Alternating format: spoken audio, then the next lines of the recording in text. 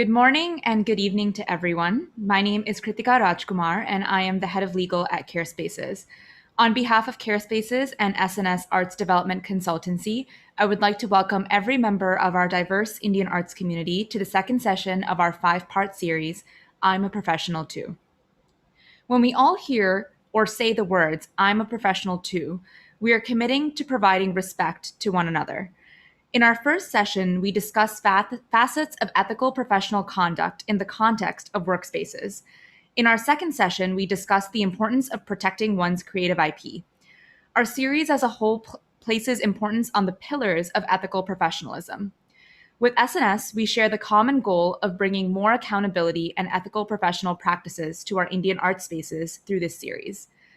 This third session specifically articulates what creative, monetary, and other value means to artists and other stakeholders in the field, as well as the fundamentals of the arts economies of this Carnatic music and Bharatanatyam communities as they currently exist. After hearing the experiences of our panelists, we will highlight gaps in the system as it exists today and roadmap to move forward in order to ensure apt payment and valuation of the artists and art form as a whole. We are all here because we are ardent fans and supporters of the Indian performing arts. This session is aimed at helping us be better consumers as well. So here is Value Your Work, the third session of our series, and I would like to introduce our moderators for this session. Neha Krishnamachari is the co-founder and head of finance at CareSpaces. She is currently a finance and strategy professional working in the media industry at NBC Universal. Prior to her current role, Neha was at JP Morgan Chase after completing a double major in finance and management, as well as a minor in South Asian studies from NYU's Stern School of Business. Neha is a Carnatic violinist by training and is also the president of Yuva Sangeeta Lahari, an organization aimed at providing performance platforms for youth Carnatic musicians across North America. At CareSpaces, Neha is able to combine her interest in social impact with music and her financial background. Neha is specifically passionate about the future of community organizing and aptly compensating artists to sustain Carnatic music in North America. Here is Neha Krishnamachari. Gohan Venkatraman is the co-head of resources and research at CareSpaces. He is a fourth-year PhD student in biomedical informatics at Stanford University and a Vainika of the Karekudi Parampara. He started learning Veena from his mother, Srimati Lakshmi Venkatraman, at age 8, and continued his discipleship under Kalaimamani Srimati Ranganayaki Rajagopalan, herself a direct disciple of the legendary Karekudi Sri Samba Shivayar. He continues to enlarge and refine his scholarship and repertoire under the tutelage of Sri R.K. Sri Ramkumar and Delhi Sri P. Sundararajan. As an ever student of the art form, Gohan is passionate about reforms that will bring Carnatic music into a new era of transparency, equity, and visibility. Here is Gohan Venkatraman. I am Priyanka Dinakar, co-head of resources and research at CareSpaces. I, along with Sachin, will be managing Q&A for today. Now I will hand it over to our moderators to get the session started. Thank you. Thanks so much for the introduction, Kritika and Priyanka. Before we get started, we also want to recognize our CareSpaces and SNS core team members who are working behind the scenes today to make sure our session runs smoothly. I'll hand it off to our first team member, Sachin. Hey everyone, I'm Sachin Pense, Education and Peer Support Lead at CareSpaces. As Priyanka mentioned, I'll be helping with Q&A today. Hello everyone, my name is Sutikshna Veeravalli. I am, along with Sachin, one of the education and peer support leads today at CareSpaces, and today I'll be helping on back end. Hello, my name is Aishwarya Chandrasekhar. I'm the illustrator and interactive designer at CareSpaces. I, along with Sutikshna, will be managing the tech backend. Hi everyone, I'm Ratipriya Suresh. I'm head of design and lead UX UI designer at CareSpaces. I'll be handling post-session summaries today. Thank you. Hi everyone, I'm Janani Ramesh. I'm co-founder and creative head of CareSpaces. Today I'll be in charge of general event management and logistics. Hi, I'm Sneha Mahesh, an arts management intern at SNS Arts Development Consultancy. Thank you, everyone. Now we'll be moving on to introducing our panelists, starting with Ananta. Ananta R. Krishnan is the grandson and disciple of Mridangam Maestro Vidwan Sri Palgat R. Raghu. Ananta initially learned Mridangam from his uncle, Sri R. Ramkumar. He also studies tabla with Ustad Zakir Hussain. He holds a Bachelor's of Arts from Dartmouth College and a Master's of Fine Arts from Mills College, California. He currently serves on the faculty of KM Music Conservatory in Chennai. In 2020, he founded Mridanga Mela, a festival property dedicated to human gathering fueled by the stories from the Mridangam. Welcome, Ananta. Hello. Born and raised in San Jose, California, Rohit Jairam is a vocalist, composer, and educator known for his soulful voice, speed, precision, and infectious energy. Originally trained in Carnatic music under his mother and guru, Asha Ramesh, Rohit never saw himself as a career musician until very late in his high school career, wherein he attended a 6-day Berklee College of Music summer program. There, he fell in love with the culture and decided to commit to Berklee over a career in medicine at UCLA. While attending Berklee, Rohit stumbled upon the Indian ensemble class, which he subsequently joined and continued throughout his degree. He graduated in 3 years with a degree in music therapy and spent time as a clinical music therapist before being called back to Berklee as the assistant manager of Berklee India Exchange. Rohit is currently an in-house vocalist with the Berklee Indian Ensemble and works in the world of crossover music, collaborating with musicians in areas as diverse as jazz, pop, Arabic music, metal, gnawa, folk, electronica, and more. He has shared the stage with internationally acclaimed artists such as A.R. Rahman, Zakir Hussain, John McLaughlin, Tigran Hamasyan, Shreya Ghoshal, and Shankar Mahadevan. Please welcome Rohit.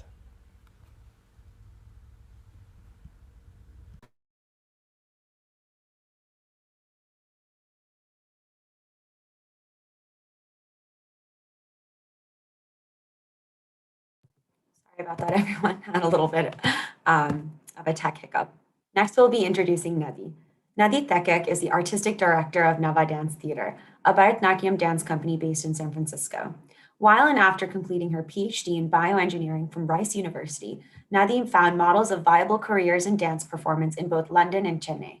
Inspired by these artists, Nadi, along with several fellow dancers, started Nava Dance Theater with the goal of making sure dancers were paid for their work. Nadi uses Bharatanatyam performance and discourse to navigate the complicated intersection of racism, feminism, and identity politics in the South Asian diaspora.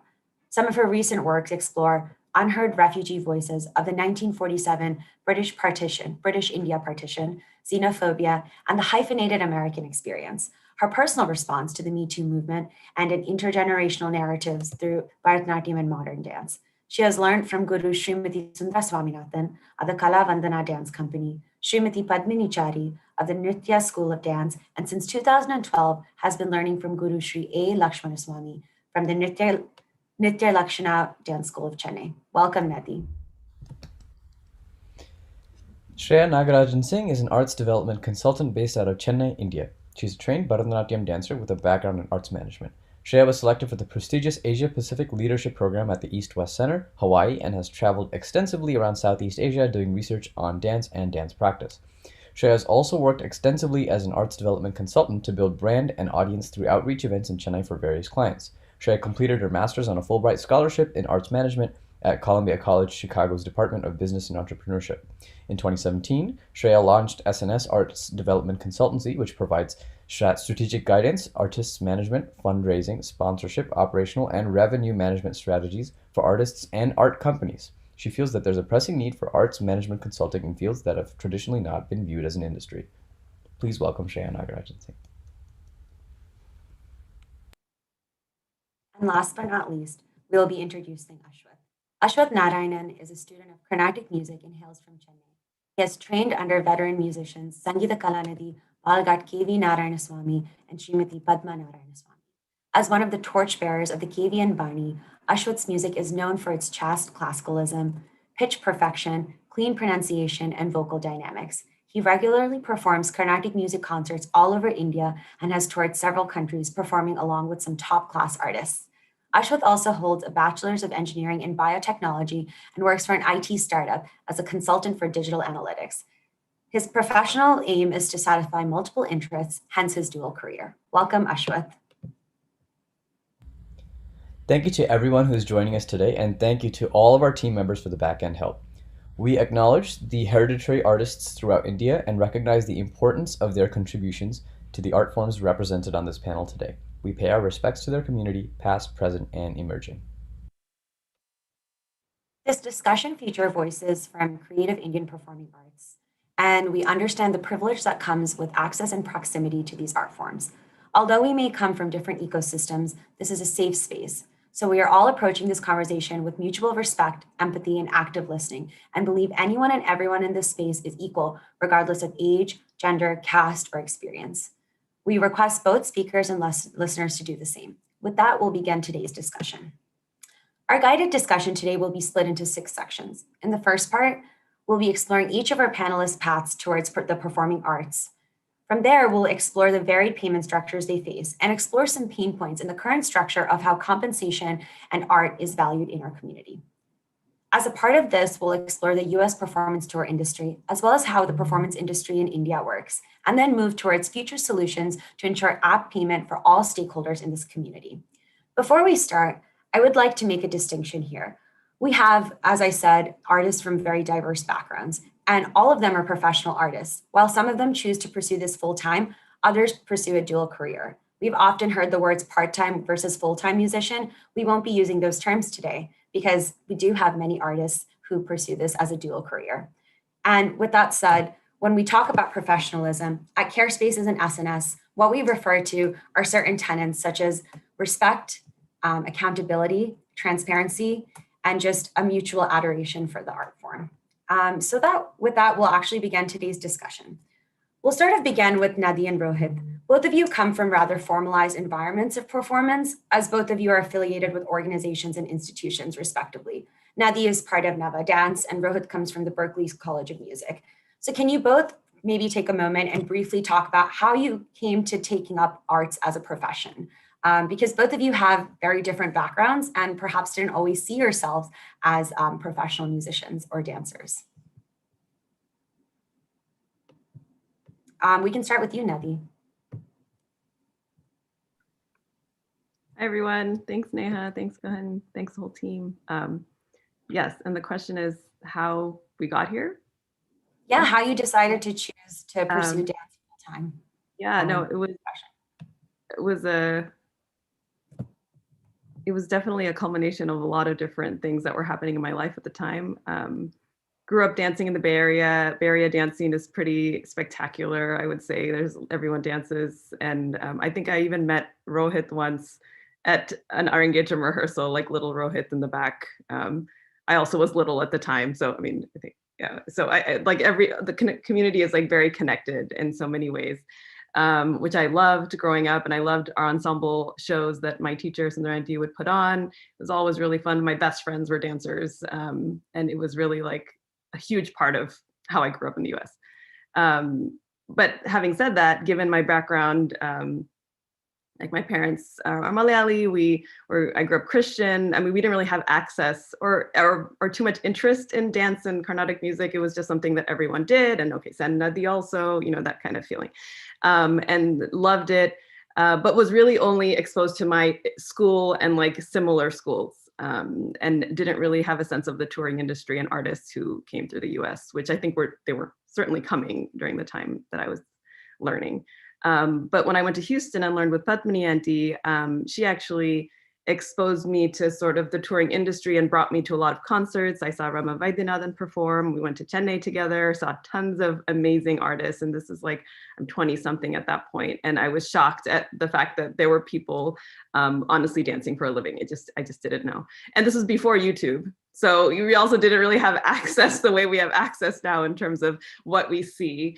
And I was certainly blown away. And I knew that it had to be a bigger part of my life. And once I had my first daughter, I realized I couldn't be I personally couldn't pull off being a full-time engineer, full-time dancer, and a full-time mom. And I felt like one thing had to give. And that was the engineering path. So I think that was sort of the impetus for making that decision, like going all in on dance and obviously having to go all in on my child. I have to be there.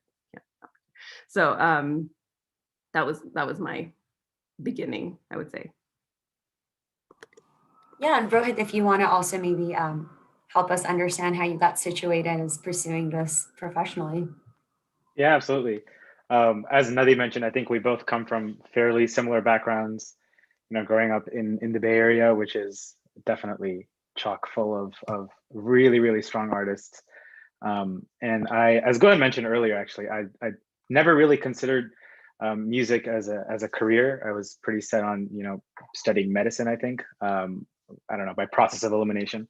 And then a family friend who I met at an event said, "Oh, have you thought about doing music full time?" And I said, "Oh, I mean, I love music." And he's like, "No, have you thought about it like in a concrete way as a career?" And I said, "Oh, not really." And he suggested Berkeley to me, and within the course of a few months, I'd pretty much settled on that as where I was going to go. But I went to Berkeley to study music therapy, so I still sort of, in some way, held on to what I perceived as stability.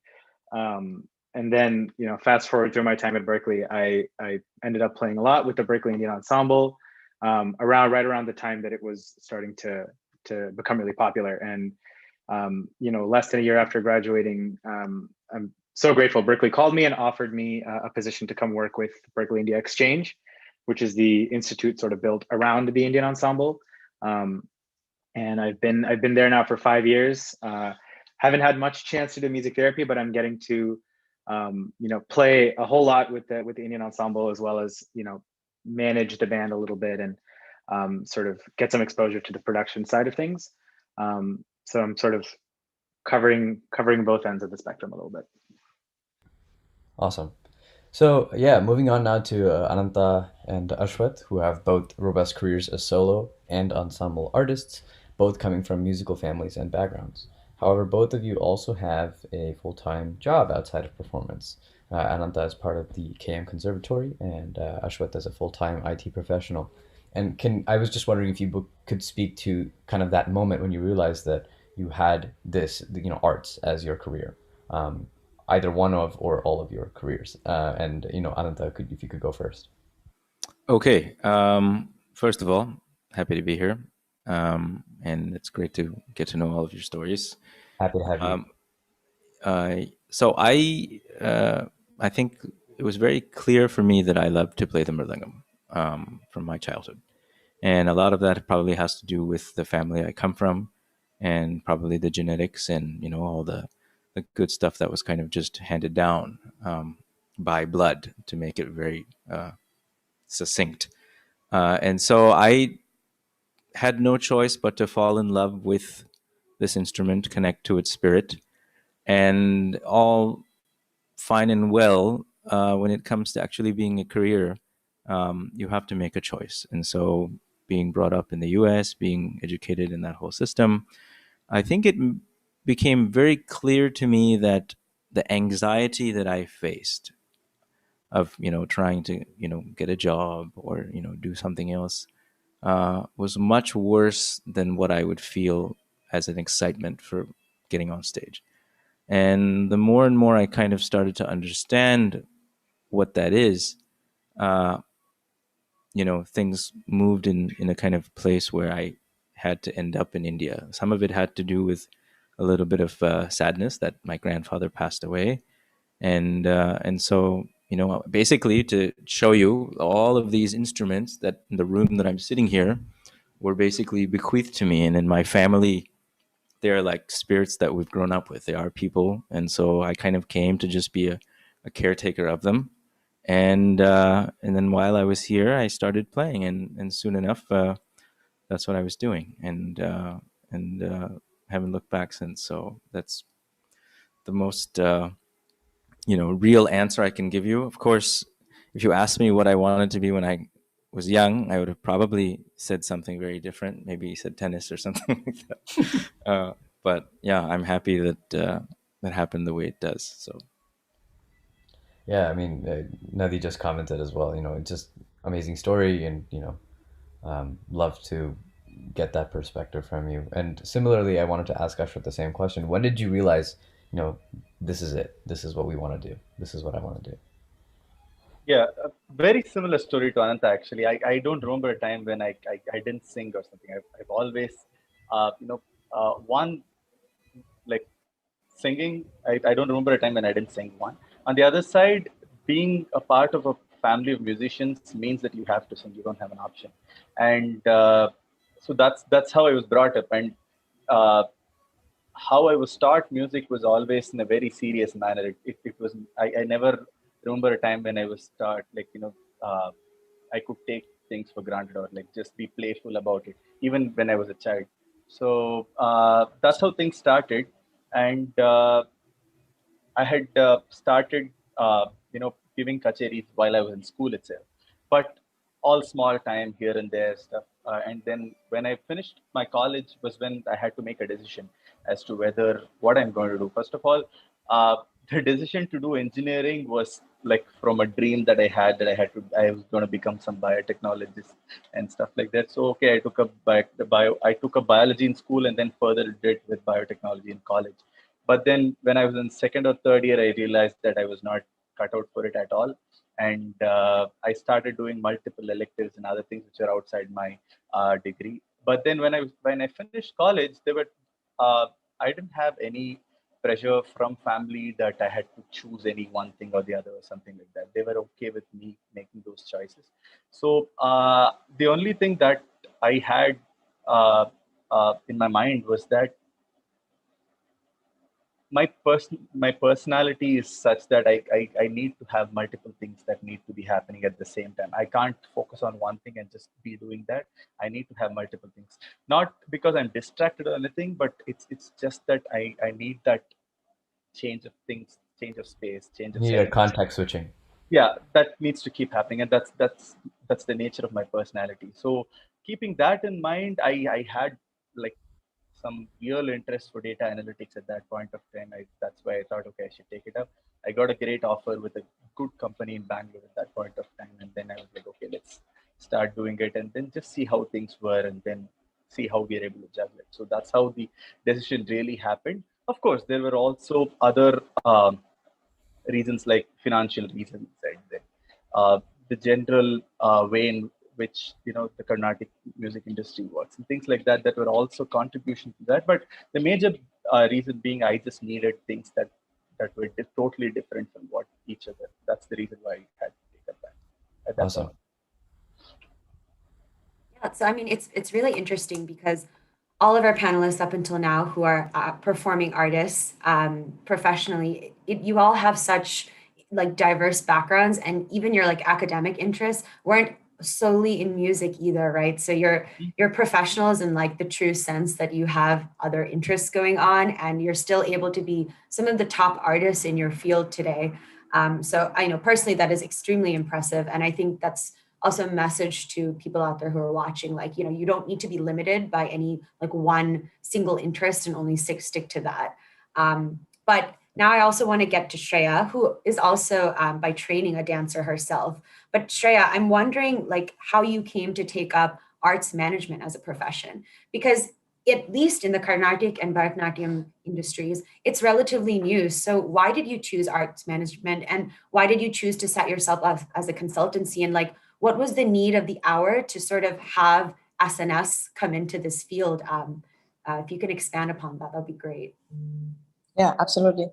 Thank you. And this has been fascinating listening to all of your stories. So with SNS, and what I really want to do is, I honestly didn't really know what I wanted to do when I finished school. Just like Ashwath, I did physics, chemistry, maths, biology, and then I just had no clue what I was doing in my life. I was always attracted to the arts, and I've been dancing since I was 3 or 4. And I still continue to dance, but I don't perform. I just perform, for intimate gatherings. But at the end of the day, I knew that was not a sustainable option. And I've been brought up by a single mother, so I always sort of valued financial independence. It was very important to me, and I knew very early on because I was not going to get that from dance, and I didn't feel I was at that quality either that I could be that level of a dancer too. And so I think I started kind of confusing passion and profession, and the more I tried to make dance my profession, it became less satisfying to me. And I don't know, for me, the space was too toxic. So, but I wanted to be in the arts, and I knew that performing was not my strength. And I sort of explored. I did an arts management course at Dakshina Chitra. I went and did a leadership course at Hawaii. I traveled all around the world just trying to figure out what I wanted to do. And I really figured out that I really like bringing people together, and I like working with various different artists from various different backgrounds. And that sort of led me to sort of build that idea of being in the arts, but not as an artist. And then I realized there's just so much of a need for it. And it always came down to funding in the arts, supporting the arts, building platforms in the arts, bringing different artists together, right? Which I felt was not being done enough. And I said, okay, how can I do this? And Fulbright helped me out with my second master's in arts management. And I just worked in the contemporary art field. I worked in the classical art field. I worked with, solo projects, with research, and it just sort of worked out. And then when I started SNS, of course, when I came back from my master's, I had really good job offers in the arts sector, at leadership level that I could have joined very easily. But I knew that the minute I did that I would immediately not be able to work with everyone. And I wanted to be in a position where anybody who needed help building their career in the arts, or helping understand how to make money in the arts, or how to build revenue systems in the arts, or business model in the arts, they won't have access to me if I was working for a certain company. So the idea of starting a consultancy is that I'm available to anybody from any background, from any community, from anywhere around the world. I'm available to them. And that's really why I started it as a consultancy. And that's what helps me get out of bed in the morning, honestly. Yeah, that's absolutely fantastic. And I think that sort of lends its way to our next topic of discussion, sort of getting into payment structures for each and every one of you. Shreya, that's something that you just touched upon, how that's one of like the primary goals that you help your clients out with. It's extremely difficult to navigate in the arts, and I know our panelists have a lot to say about that. Yeah, and great segue. So now that we've established where our panelists are currently situated professionally in the world, and what they do, we want to take this time to go and dive deep into the various payment structures that each of our panelists are interacting with, and revenue streams that they might have. So I wanted to begin with Rohit specifically, as he sheds light into how having the backing of the Indian ensemble helps him, and then also what he sets as individual boundaries for himself so that he's, getting paid enough to sustain a living. Yeah, I'll talk a little bit about sort of how the Indian ensemble is sort of set up. I think that'll help. So the Indian ensemble is actually still a course at Berklee College of Music. So any given student at the college who pays tuition can audition and take it for 1 credit, depending on the number of rehearsals that you attend per week. And that's really how it began.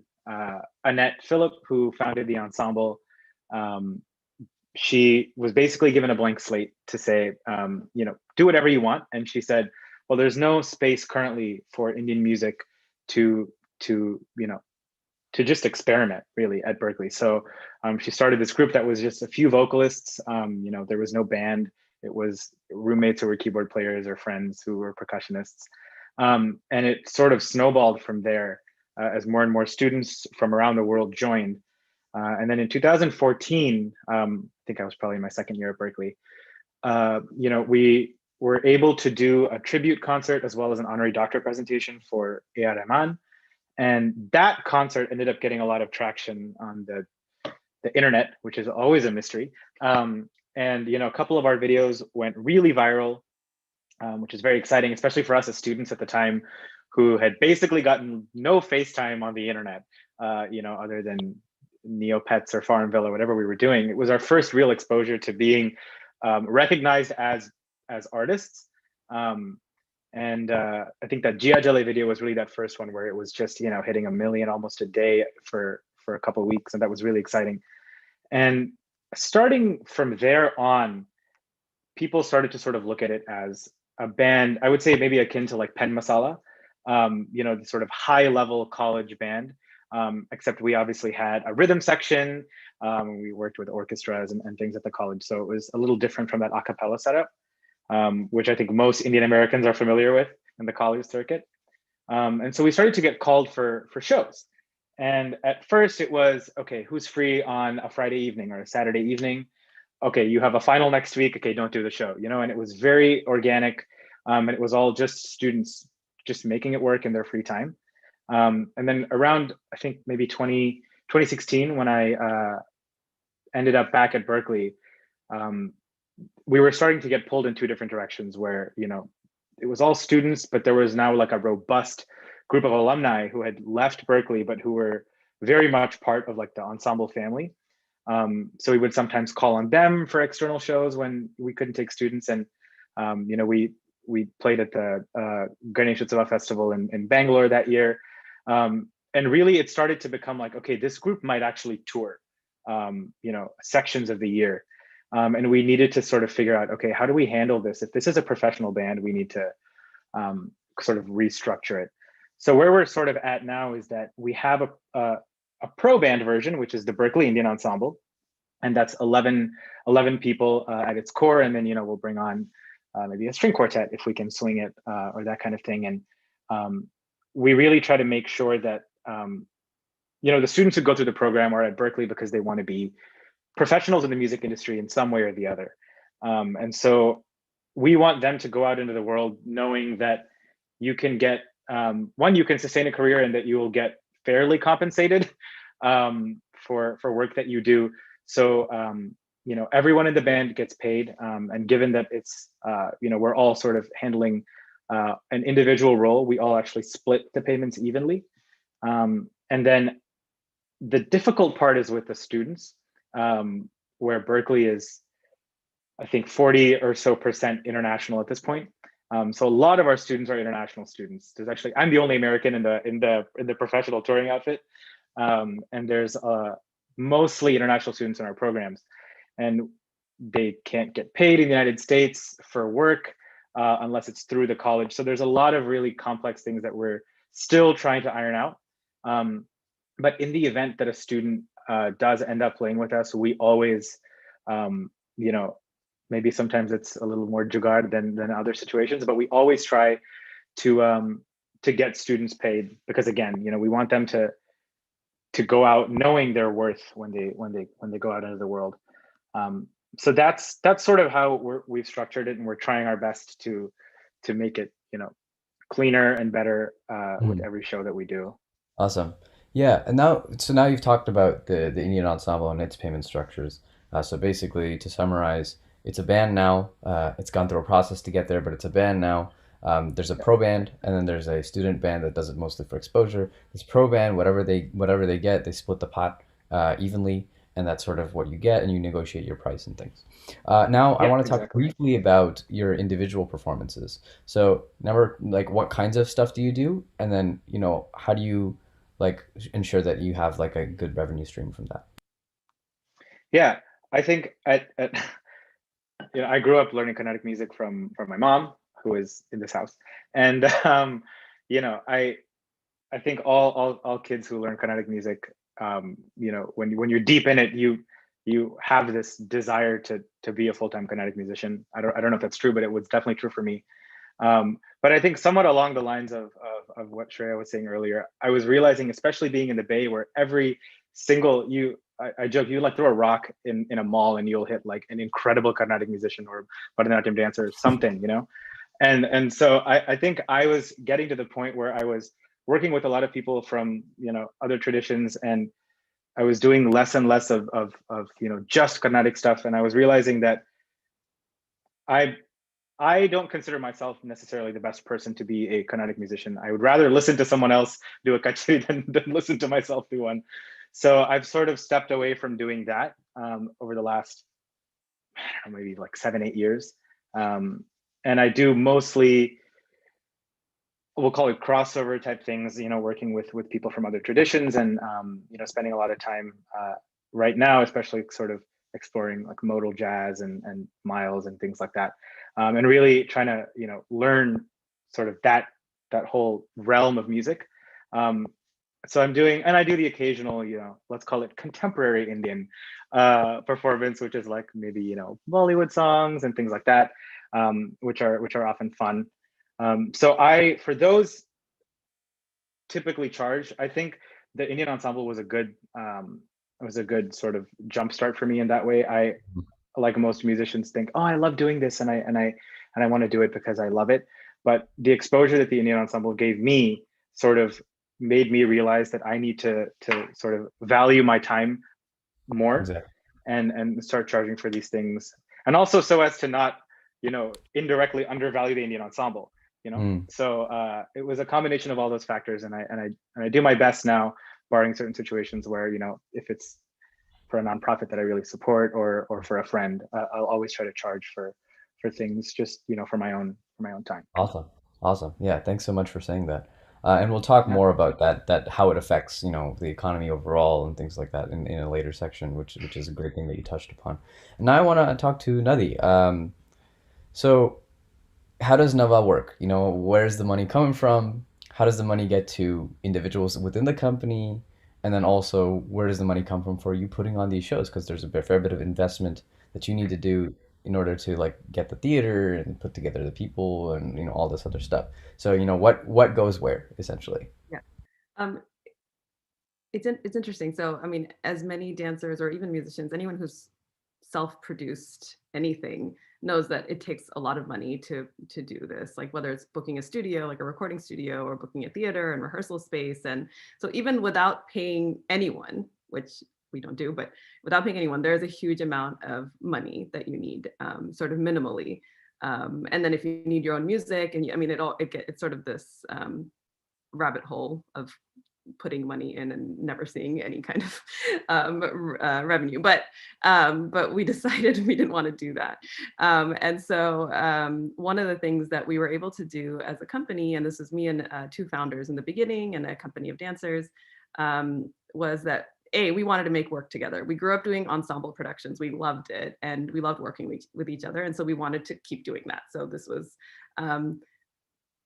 sort of naive of us to think that it would be easy and we could just do this. But it was a really, it was an endeavor that we went on it together. And given my PhD background and a lot of the papers and grants and everything, that world that I was in, like my immediate, like my first resource that I thought of was grants. And so that's sort of how we entered the scene. And I was like, what grants are there available? And actually, as a new company, there aren't that many grants available. And so it really took a lot of applications to get to the one that really supported our very first work, the Cloud Messenger. And with that, which was a residency, it included the theater, it included studio space and a stipend, but still not able to cover all the costs. But using that grant, we were able to leverage more funding to actually support the artists, and everyone was paid, dancers and musicians. And I think moving forward, it was, I mean, I didn't know, like at that time, dancers didn't get paid, but that wasn't a thing. I don't want to make it sound like a bad thing. It just, that was the nature of the industry, right?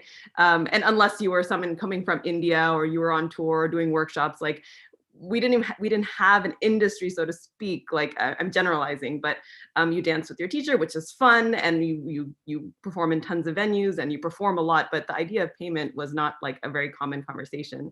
And so I actually had to, so one of the co-founders, Arun, who some of you know, Arun Matai, like he works in a contemporary Indian dance company, Blue 13. So he was the one that sort of was like, these are the structures, like this is, and it seemed kind of obvious, like we put this many hours, minimum wage is this, so can't pay less than that, like it sort of helped me break it down in my mind. And I think at that point we made a decision that we could make a work every year and really struggle and maybe not pay dancers and just make a new piece every year.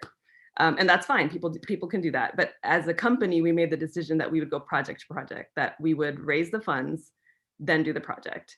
And this is, of course, not every scenario. And like, of course, there are a few instances in the beginning where we didn't have paid performances, but I still would find the money to pay the dancers something.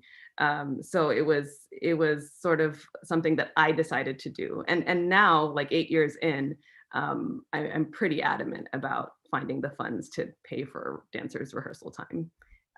So that's generally, I don't know Awesome. if Yeah. So just to clarify, so you say you got some money from grants, but then there's and this is to fund projects essentially. Like you're using this not necessarily to pay people, because I don't think there's like a very small subset of approved uses for grants that you need to apply, right? Whether it's federal or state grants. I'm wondering what percentage of the grant money is going towards, putting food on the table for dancers versus like the gig money that you get for these gigs after you set Right. up everything and do the initial work of setting up the theater and all this other stuff for ticketing and things. Yeah. So especially because also I think operational grants are so difficult to get, right, Nadi? Yeah, we don't get them. I mean, that doesn't exist here. Like maybe there are, but only after COVID. Everyone's like, this is now general operating funds. I'm like, we really needed this like 10 years ago.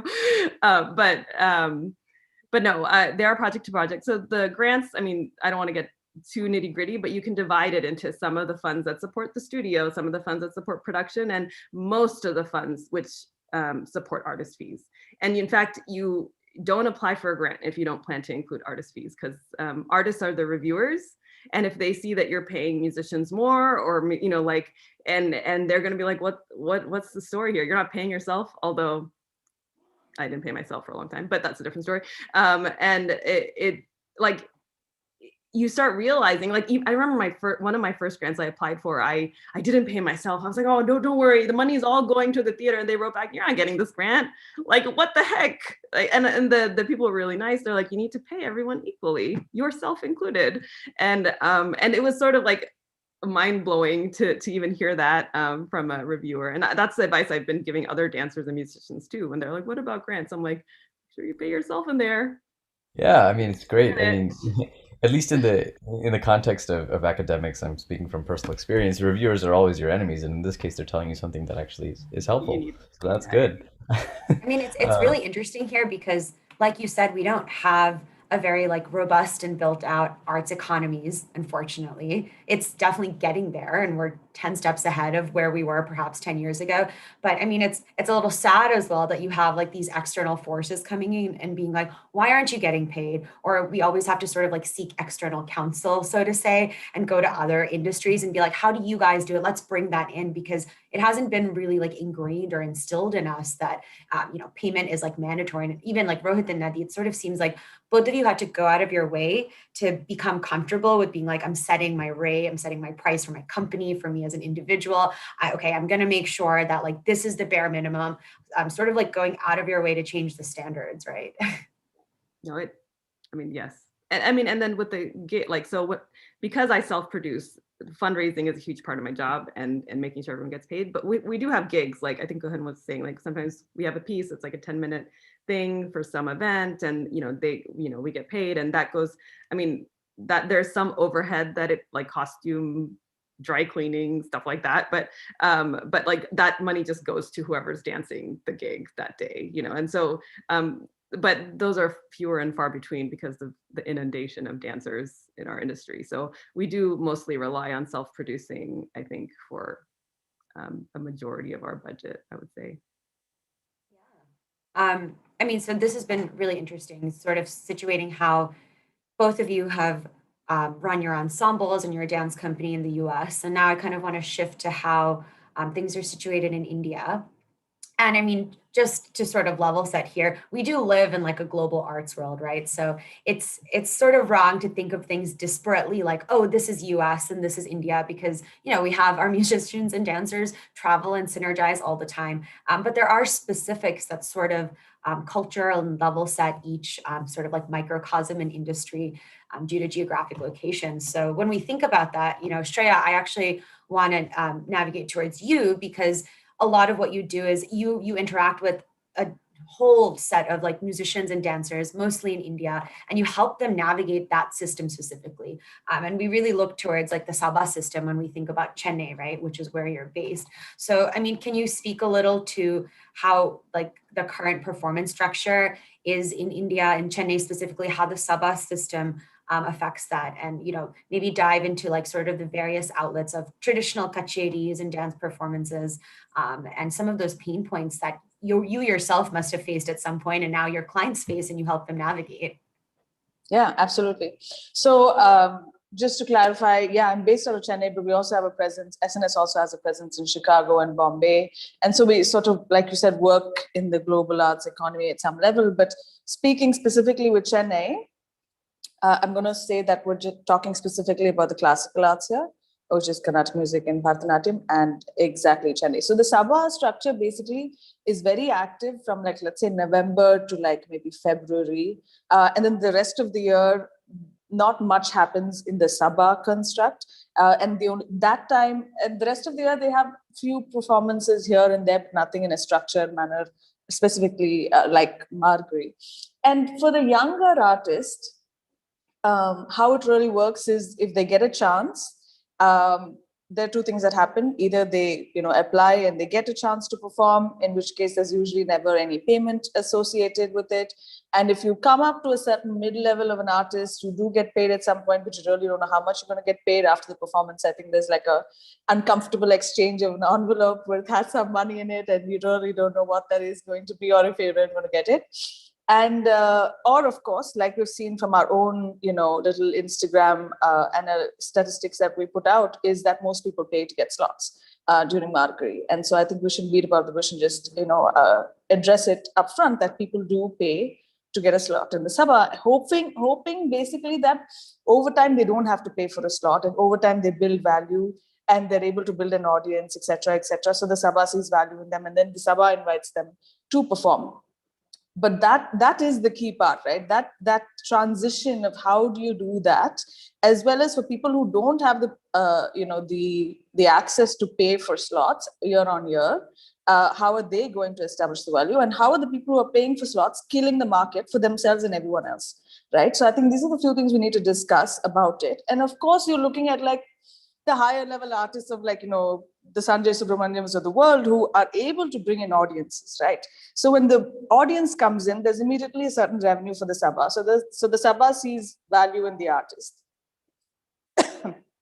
But the opposite side is the Sabhas also are not able to, in my opinion, raise enough sponsorship money to sustain themselves, right? And right now the revenue is not coming from ticketing for Sabhas. Of course, I'm generalizing here like crazy because we have so many different Sabhas.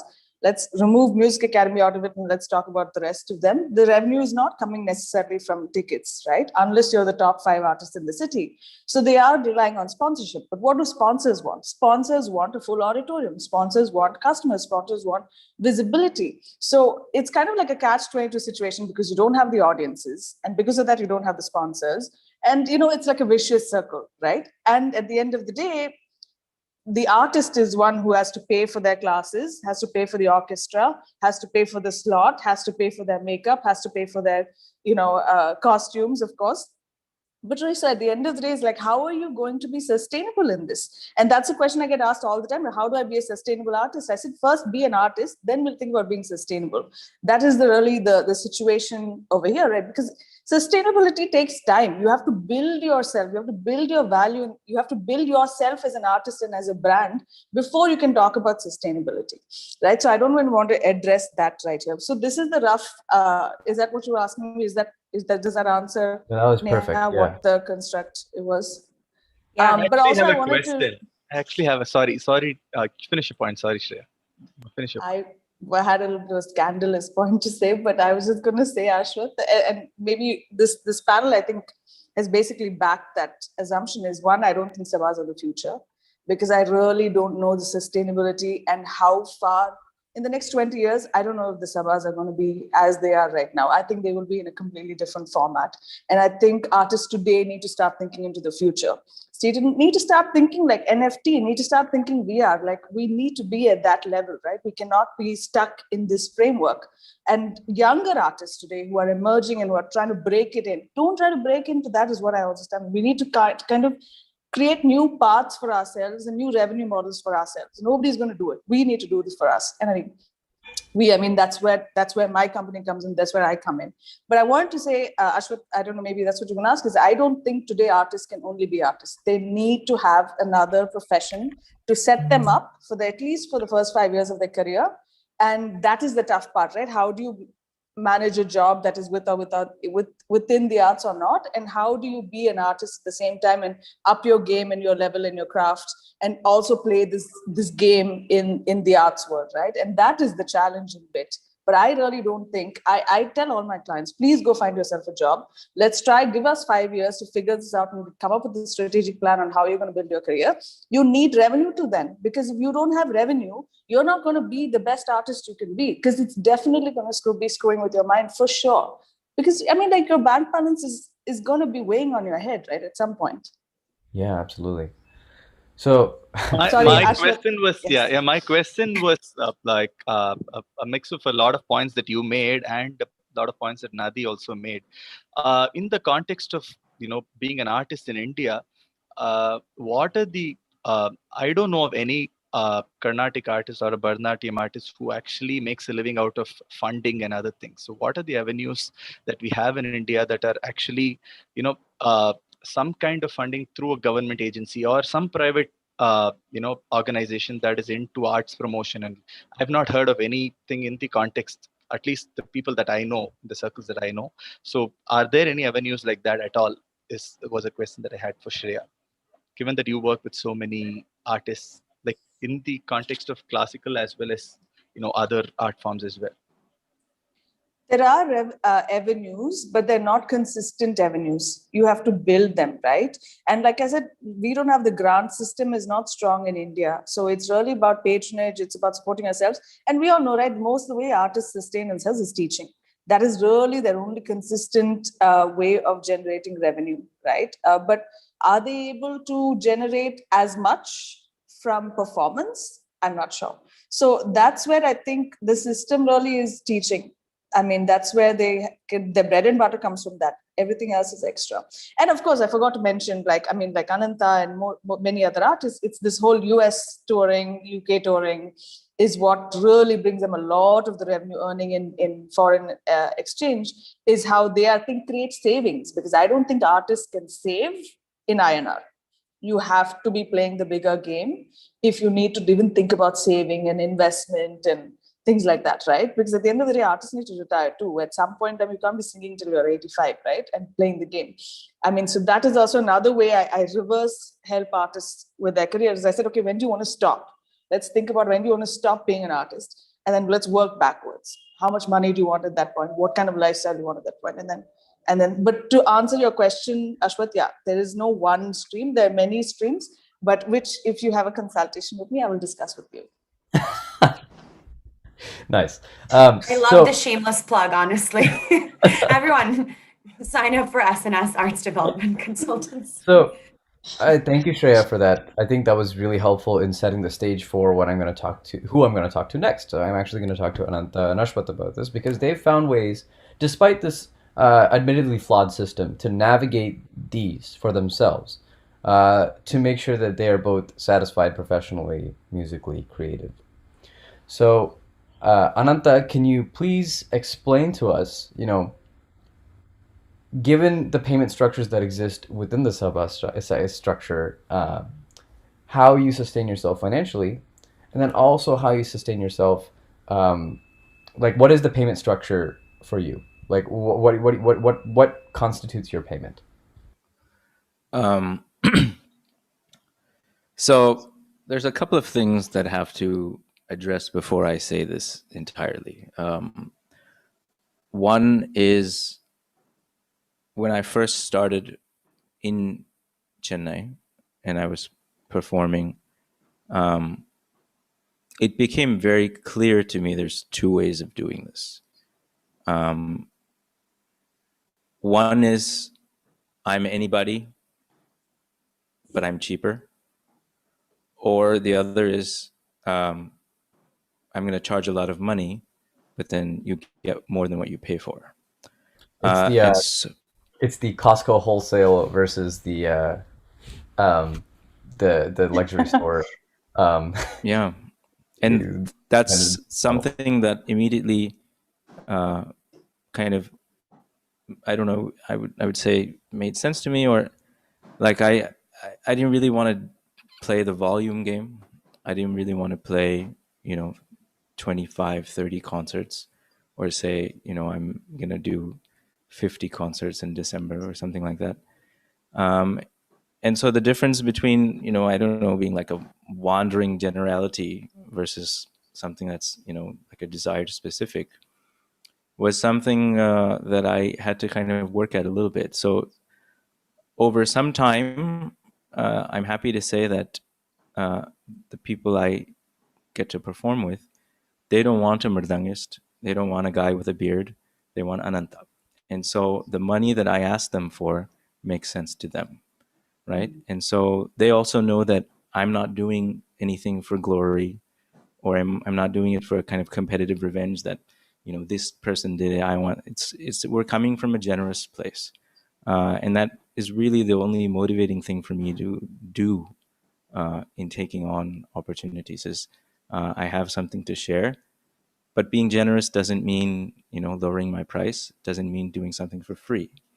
It means that I want to give you something that I'm very good at, and that's taken time, that's taken practice. It continues to, you know, get more difficult as I age, but I love it, so I'll do it. And so when that empathy is there between the people who invite you to play and, in my case, my smallest viable audience. So when my name, you know, is put on some, you know, invitation or some, you know, promotion, I'm not saying there's many people, but there is a small group of people who will come to see me. And more people see that, the more and more I'm allowed to say, this is what I think I deserve. And there is a hypothetical value to an artist, and there's a realistic value to an artist. And when there is a place where enough people can understand that this Venn diagram has a meeting point, you get what you want. And in my case, I had to work at it a little bit. And, you know, like I've, you know, I think I'm not alone in saying it, but I'm happy to send work to my competition because I don't want to be doing anything other than what I want to be doing. And so in that context, I've passed on many concerts to, you know, people who might be cheaper, who might be just better at it than what I am at for that particular opportunity. And so I am happy to do that because I don't want to be fighting myself to get through an event because I don't feel important to myself to be there. Yeah. And so in those things, the people I perform with, they know that about me now, that, you know, I think I don't want to be the best at anything. I just want to be the best at me. And so what they're actually getting is me. And so if they like it, they, you know, always like it. If they don't like it, then that's fine. Someone else can do that. And the one thing about, fortunately, which has gone in my, you know, gone well for me, is that I still want to be friends with somebody even if I'm not playing music with them. Right? I want to say, I want to jam my finger, or God forbid, I can't play the mridangam, but let's go out and have dinner, or let's go out and have a good time. And so if I'm allowed to engage with people on that level, in addition to my music, I find that the artistic endeavor is much more meaningful. So the thing I hate being is kind of like a hired sniper, to be like, you know, this guy comes and, you know, he does his thing and here's a ton of money, and then, you know, we don't want to hear from him till the next time we need to call him. That's not what I want to do. So in that regard, I've been lucky that the people I perform with have that empathy, and I have it for them. And I also think that in some context, we spoke a little bit about sponsorships and things like that. I think if there is a way that ticketing can kind of creep in as a kind of unanimous way of understanding the value of the art, that's a good thing. Because sponsorship is also this kind of, you know, I don't know how many of you study economics, but it's this invisible hand of Adam Smith kind of thing, that it comes in and it, you know, changes the reality of the situation. Yep. And while sponsorship is a great thing, a lot of times you get this very inflated feeling of what something is worth, because some Yeah, the company, invisible hand has a lot bigger of a thumb than it does a pinky. So, or it has 50 fingers. I don't know. There you go. Yeah. I'd love for that thing to play mridangam, but thankfully it doesn't. Pranita, can I ask you a question? When in your career did you start having the power to negotiate? I don't know if it's a certain point in my career, but I never, and maybe that's kind of the thing that helped me coming from the US, is that I thought it made sense to know what I'm going to be paid for the time that I'm going to engage with somebody. That's a And great segue. Actually, I was wondering, how do you put anything in writing whenever you accept these things to make sure that, what you agree upon beforehand, it matches up with what you're getting afterwards? Yeah. I mean, it's again, a lot of the best art comes from the trust that many people just know you for, and kind of the brand that you've now become. It's not something that's just a name. It's who shows up and what are the values that they come with, right? And so in the beginning, it seemed odd to say, what is it that I can expect for this? And then once or twice that becomes normal, the people you perform with, or when you're inviting other people to play with, you have the ability to empower their anxiety or reduce their anxiety by saying, hey, this is what I can do. And and there's no it's not emotional. It's either I'm happy to do it, or maybe next time. Again, we need to kind of approach this with a very, very pragmatic sense, that it is something that I offer, and if it doesn't fit my bill this time, let's try it again. It doesn't mean that I'm going to have a voodoo of you in my house or something. And that's sometimes the kind of friendship that I've had to pass also. I'll be very frank with that. There are people who I've had to say, look, I am going to say this to you, and if you feel like our friendship is going to suffer because of it, that's fine. At least we know that. But I don't think we should go. I don't want to go on too long about it. But in answering your question, Shreya, I think I don't know when exactly it happened, but you can sense that you have a certain leverage. Any artist would know that for themselves. In the moment, and like I said, I am not interested in playing for 1 million people. I want to play for X number of people who, no matter what I do, are there with me. And the moment I knew that I have that, then I started to negotiate. Awesome. So thank you, Ananta. That was very insightful. And I think it's important for people to hear. It's not something that's often talked about, and I think it's valuable that you are. And now I want to draw a contrast between Rohit, who talked earlier, and Ashwath, because Rohit has said, for the past 7-8 years, he's moved away from Carnatic performances as a source of income. And I want to talk next to somebody who has taken this sort of as the only source of musical income. So Ashwath, if you could give some context as to, what your, essentially finances look like. What is it, 2 revenue streams, multiple? How are you handling it? All that together. And then maybe a little bit of the why as well. We'll get to more of the why later, but for now, let's focus on the why. Yeah, pretty much two revenue streams, and the revenue stream that comes from music is only the concert revenue that comes. I don't. I have probably 1 or 2 students, and even to them, I don't teach for money. So I don't have a revenue stream coming through teaching or anything else. I just it's only the concert money that comes in, and of course my IT job pays me monthly something. So those are the revenue streams that are coming in generally, and yeah, it's pretty much that. Yeah. Awesome. Also, Ashwath, I wanted to then go, sort of dive into that, because you do have this dual revenue stream. Do you think you would be able to be as maybe as selective about the performance opportunities that you take if you didn't have what I'm going to call sort of a safety blanket of your second revenue stream? Does that sort of factor into the opportunities you say yes to?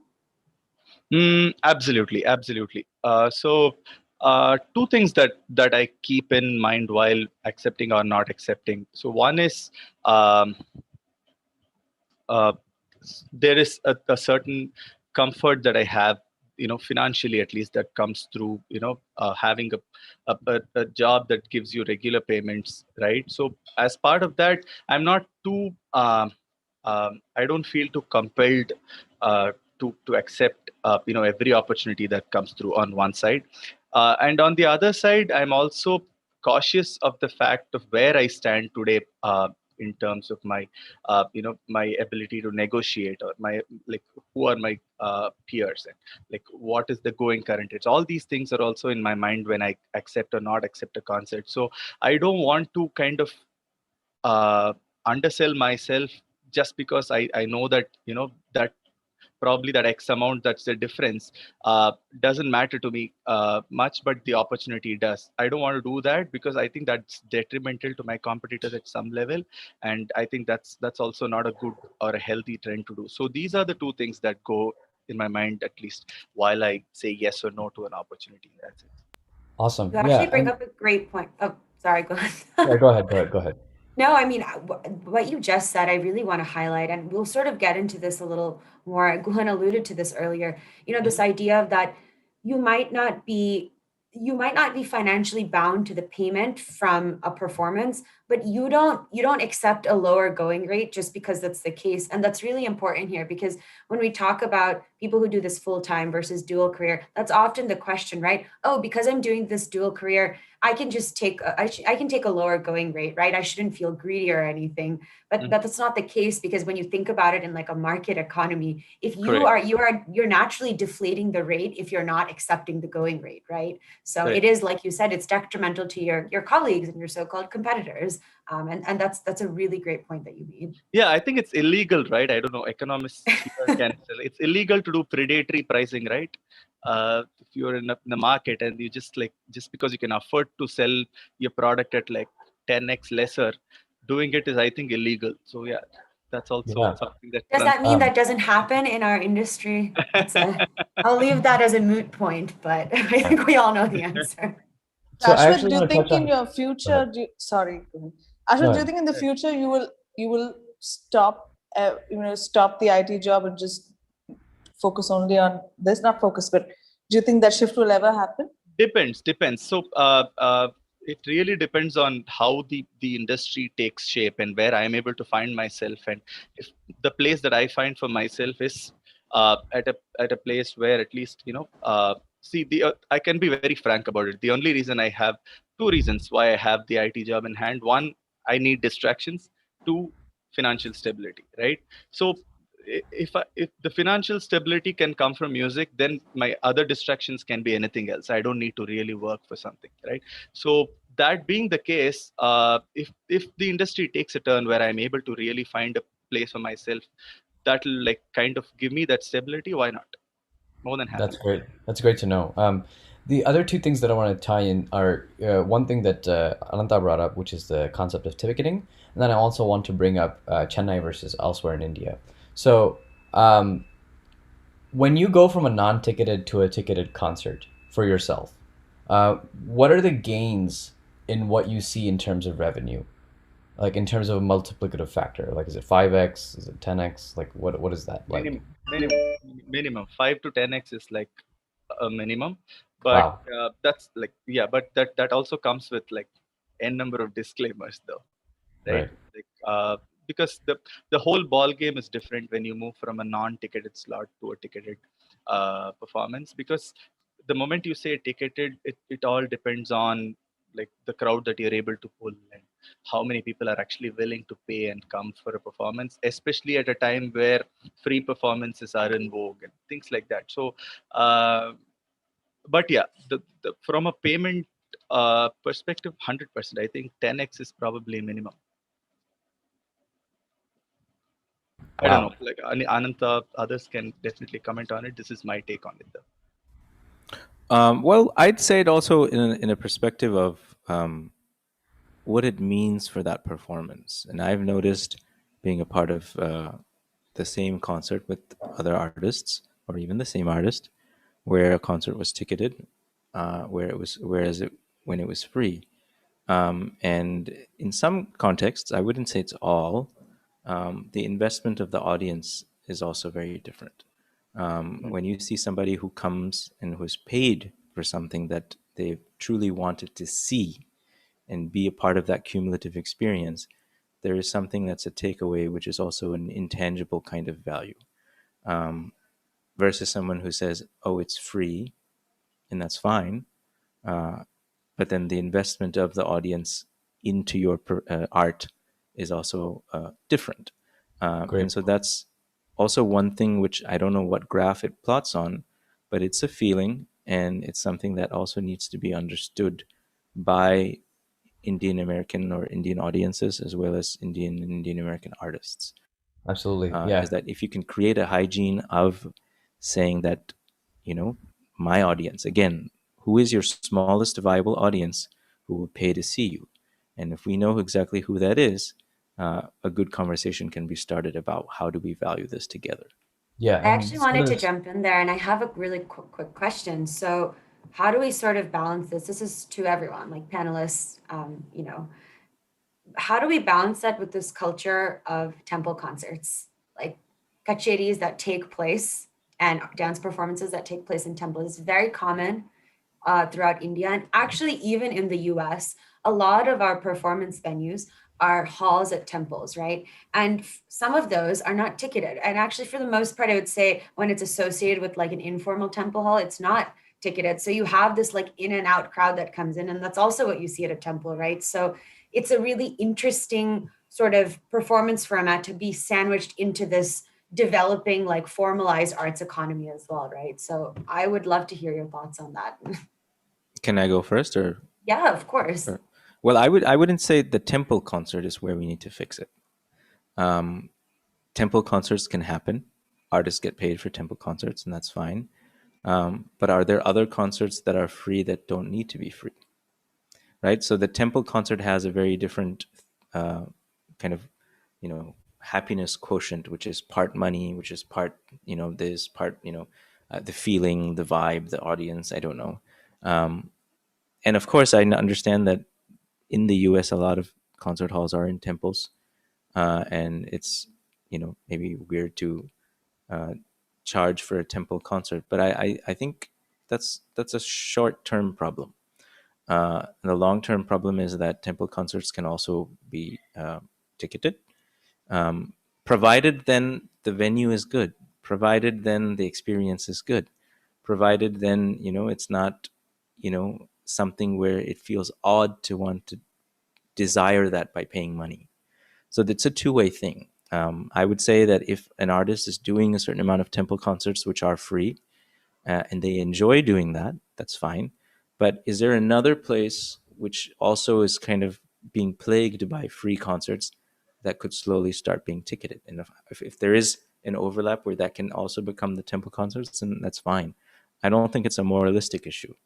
I think it's a value issue of how do you make the temple concert interesting enough to be desired. Mm-hmm. Absolutely. Yeah. I agree with Ananta. Actually, temple concerts are probably the least of our problems because they really don't.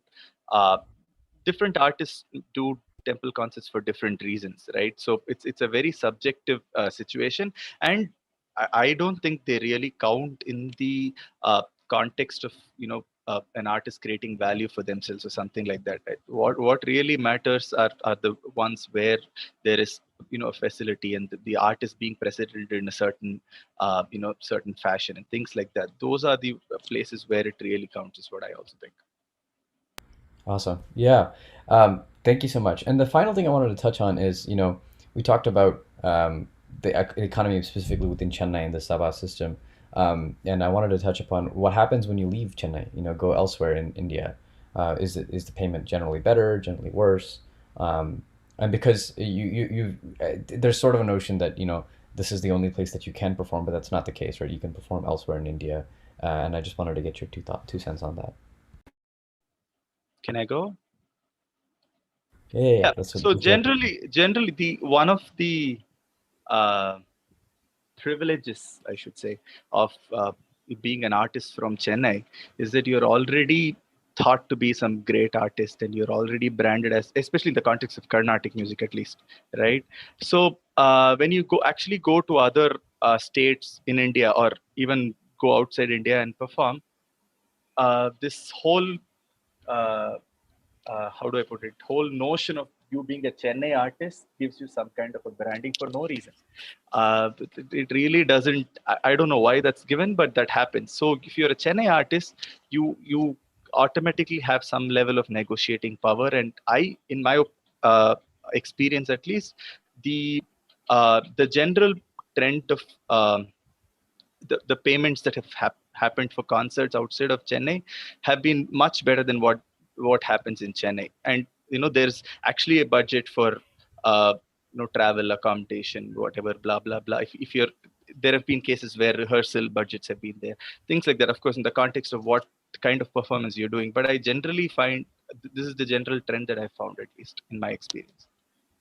I could be wrong, but tell me, Ananta and Ashok, because I've negotiated for clients. I also feel like people are more transparent outside of Chennai about exactly what's on the table. Like, this is how much we can pay you. This is the travel budget. This is the fees, and like whatever, you're going to stay in the hotel or you're going to stay in someone's house. I feel like everything is a little bit more like, okay, I know what's happening. There are no surprises here, right? Yeah, I agree that definitely there's little bit better in that sense, because there are cases in Chennai where at least 3-4 years back I've been in situations where I didn't know how much I was going to get paid at all, and only after the concert you open the cover and you're either surprised, like in a nice way or in a sad way, whatever. That has happened. Yeah, I agree with you. There's a little more transparency in that sense, but yeah, when we get into the details, each case is different. Awesome. Yeah, so I actually wanted to switch gears a little bit and talk to you all about a particular a niche that many of you have perhaps occupied or thought about as it comes to the music industry and touring.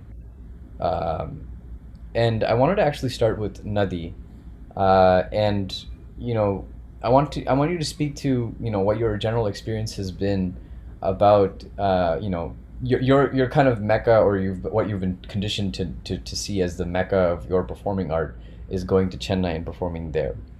And you've said to us before that there are actually reasons that you don't do that. So I was wondering, when did you make that decision? First off, actually, let me back up first. When did you hear that this was sort of the way things are? And then when did you find out that this was problematic? And then when did you make the decision not to do that? Yeah, I mean, I love going to Chennai. Don't get me wrong. I love season. I love going to concerts. I mean, I love meeting friends, eating doshas, all the dosha comments in the chat. And I'm really hungry, but and I can't wait to do it again. And in the beginning, a lot of my motive, the very first time I went, I did perform, but it was a small concert. Padmini Aunty sort of arranged it for me.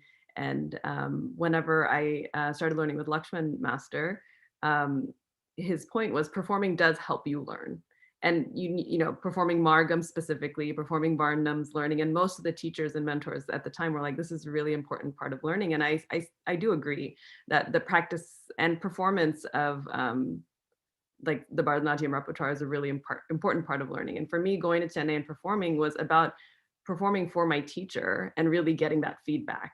And so I would have class, whether he came here or I was in Chennai, like we'd have class multiple times a year, like I would go to Chennai twice a year and he would come here, and I would have like 3 or 4 concerts, and each concert next day corrections, and that sort of like intense learning was so amazing, and I didn't since most of my like decisions about style and the kind of dance I wanted to do came as an adult, I was really like in the thick of that in my 20s, versus I know some people, if their parents are musicians or dancers, maybe all of that was imbibed at an early age. But for me, I felt like I was discovering that and still discovering it, as an adult, and that is expensive. But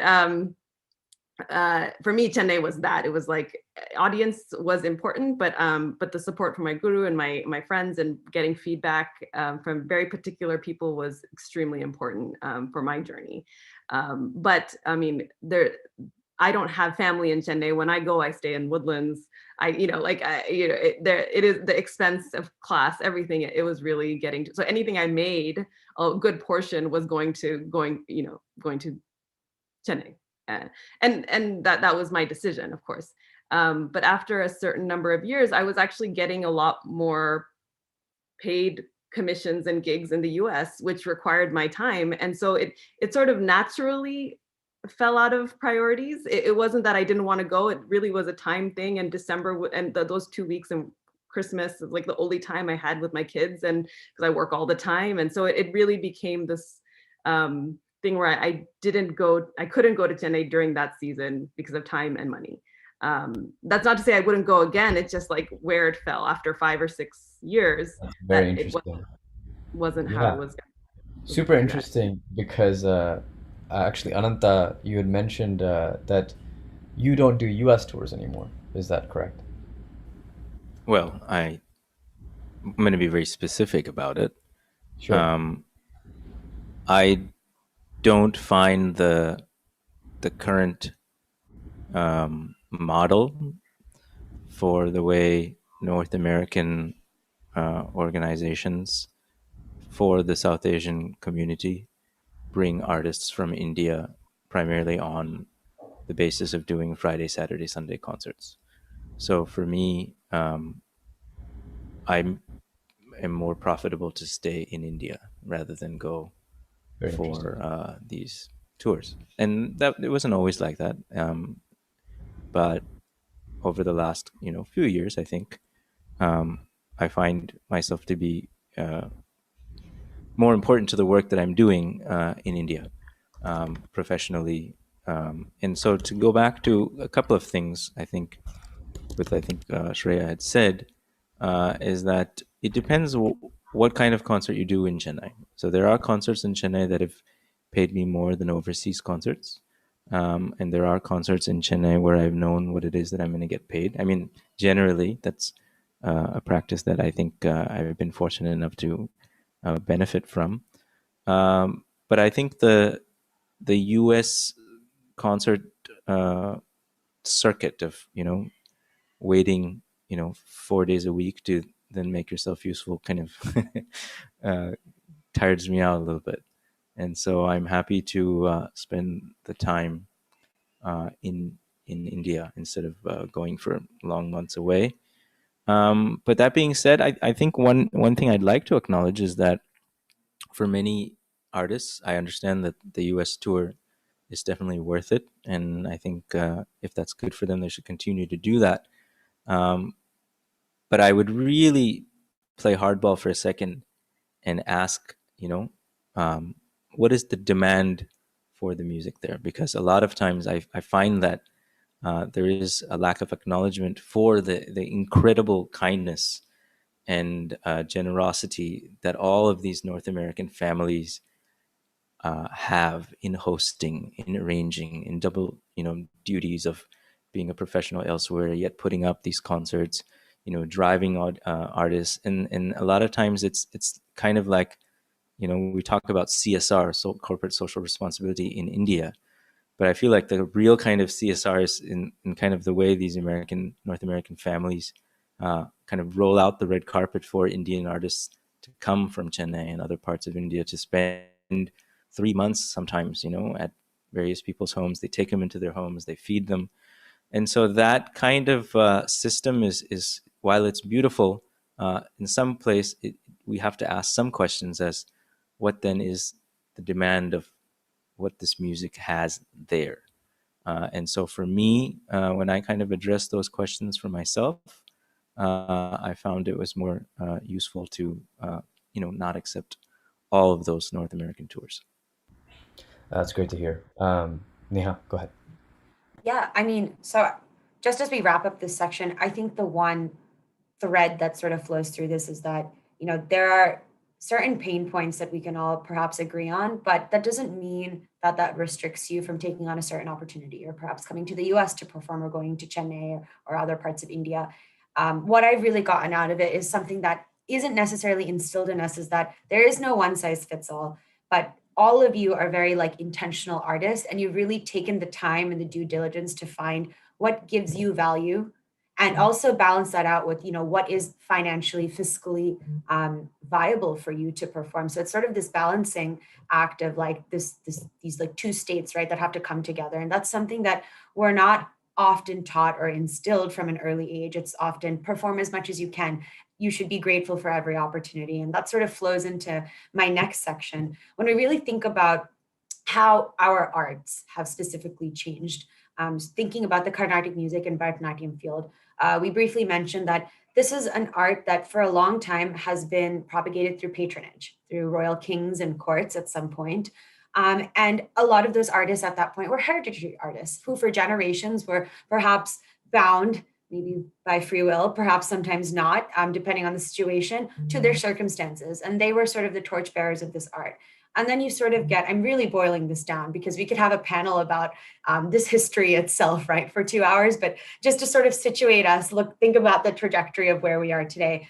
Then sort of what happens is post-colonial India, you have this patronage system sort of fall apart, and instead it's taken up by the Sabha system. And it is really important to acknowledge that the people that now controlled this system were perhaps not these hereditary artists anymore. It was people who are upper class and upper caste, mostly Brahmin in our situation. And those were also the people who are continuing this art form, right? Carnatic music, Bharatanatyam, Sadhya, you know, so on and so forth.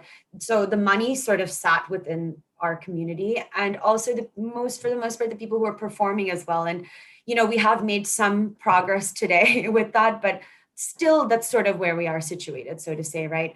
And as this tradition sort of flowed, something that has been instilled in all of us who have learned this art form, and that is all of us here on this panel, is that we should do arts for the art's sake. For some reason, that has been like a quote we have all heard.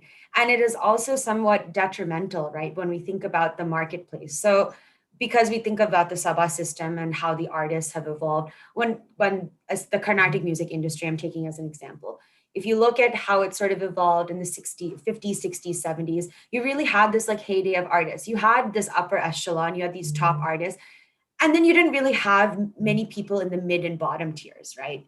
But then you sort of get to the 80s and 90s, and there's this proliferation in the both Carnatic music and dance field. Now the market is completely saturated. You have so many artists who are sort of at the top. And even more so, you have a lot of people who are like quote unquote mid-tier. And now you have All India Radio coming in and sort of grading and ranking these artists, right? So now you have so many more fish in the pond, or now the ocean to say, who are competing for the same amount of slots. It's not like the slots have exponentially expanded to fit the market. So you have that happening. And then you also have this traditional view of doing arts for the art's sake. And I really want all of our panelists to expound on that. You know, what has been your maybe sort of this guilt weighing on you with being situated in where we are right now, of thinking, I've never been encouraged to ask for money, but now I'm taking this up as full-time or dual career. I'm taking this up professionally, and I have to now differentiate myself in this market that's relatively saturated, and I have to ask for money. Like, what are some of those pain points that you felt? And Rohit, you know, if you want to start, that would be amazing. Yeah. I was chatting with y'all about this earlier, which is like the whole thing about, you know, the stigma associated with money, and you know, how often do you get music for free, right? You go to someone's house for Golu, and it's like, okay, you're basically doing 8 hours of singing, or you know, no matter what, it's always available to you. And then when the same person, the same say performer and the same audience member is put in a different situation to then ask for money, you feel discomfort in doing that. And I personally have always just carried this thing of money is uncomfortable. And, you know, similar to Nadi with my job also at Berkeley, we're doing a lot of fundraising. We're not funded by the college. So, you know, from our salaries to staples to printouts, everything is we fundraise for. And one of the things we discuss a lot is sort of rewiring our brains to think about money as just a different form of energy. You know, maybe music is energy, you know, I think we can all agree on that, or you know, giving someone a hug, or chatting with someone, or giving someone advice and sitting down with them for an hour. And money is just a different column in that spreadsheet. And realizing that there are people who the best, most honest, genuine way they can engage with you and your art is to just sign you a check, you know. And there's some people who don't want more than that, and that's their way of engaging with you. And I feel like being on the receiving end of that is the hard part, because you know, they know they're excited about what you do, and that's how they want to help you out. And it's for us reconciling that in our head of, you know, that's okay to take that, and it doesn't have to be transactional. You don't have to necessarily always think, oh, I have to do something for you in return. I'll arrange a song for you, or I'll do a house concert just for you and your family and your dogs. It's like you can take it as patronage, you know, and that's totally fine. There are obviously situations where you can do things for free, and I think we've all done that. But I think that if we start from a place of, you know, my time is valuable, and we all understand the value of that, and if we start at that place, and then we can say, okay, in this situation, we won't maybe take a payment for that, and do it the reverse way, you know, I think that really helps, and it helps everyone be present and engaged and excited sort of about that, whatever it is, you know, a recording, a show. That's great. Yeah, I mean, I really like that. And so, I mean, Ashwat, I actually wanted to ask you, so is there anything about, you know, money being uncomfortable? Is that something that you felt growing up? You know, is that, was there perhaps some sort of subliminal messaging that this perhaps should not be valued monetarily? And how do you like feel about that as you accept these checks from places? You know, is there any conflict there? Well, yeah. So as I think many of us might have gone through that, where when we are growing up, we are kind of, a lot of things are like taught to us, like, you know, being able to even sing, especially Carnatic music, is something of a, you know, great blessing that gods have showered from the heavens, and you know, you should be so lucky to do this, and then you should not make this about money at all. This is something that you should, you know, so much of devotional value and all those things. So these are things that you've grown up with, and you know, when we actually hit the road, and when there's a place where we need to talk about these things, we are not taught these things. At least I was not taught how to negotiate, how to talk about money, what to ask. These things were never taught, right? So there's always this conflict of whether I am doing the right thing. Should I ask for money? Like, is asking for money wrong? And there's also this whole notion of, you know, if you talk money, then you're not like too ethical, or kind of these kind of notions also that keeps going around. And a lot of organizers take offense to the fact that you actually ask for money, things like that. So there are so many conflicts that happen, and like, to actually find a balance there, and to find your way out, I think you just need to be lucky to do that, unless someone actually guides you to do it or something like that. Especially when you're at the starting years of your career, I just feel like not many teachers actually have that conversation with their students, or parents having that conversation with their students, where, you know, they actually realize what it is to actually value what they're doing monetarily, right? Otherwise, there is definitely discussions around valuing it, but monetarily valuing it, I don't know how many conversations have happened between you know, the stakeholders there, and at least I was not privy to that. And I think, in my experience of discussing this with many people, I think people who actually made it up there probably got lucky, or just had the right, you know, interventions at the right moment with different people, like guiding them in the right way. I don't know how it works, but there is no system, or there is no guidance mechanism that is in place to actually, you know, let students be able to value what their time is. That's not the case in an IT services situation, or any other professional job that you are in. Um, there are standards, and there are you know, there are processes, there are guidelines to how to value someone's time, and there are slabs to each based on qualification, based on their experience, based on stature, based whatever n number of things. But those guidelines don't exist here, and so there is like each one has their own way of doing it, and not everyone gets lucky there. It's how I feel. Yes, I mean, you touched on a really great point. Like there are certain standards, right? But are they codified? Perhaps not. But they're and instead they're rather implicit. And that's sort of pivoting to our next section here.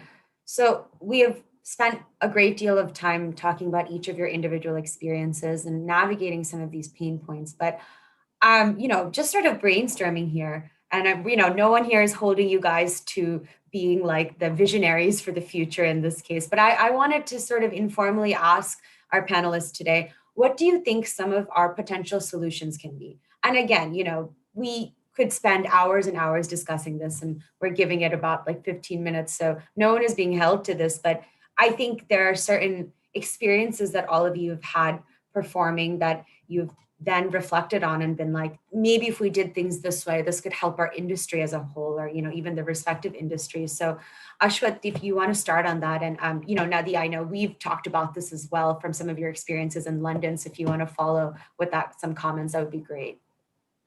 My one potential solution that I can think of is something that I take from the examples of the Cine Musicians Union, right?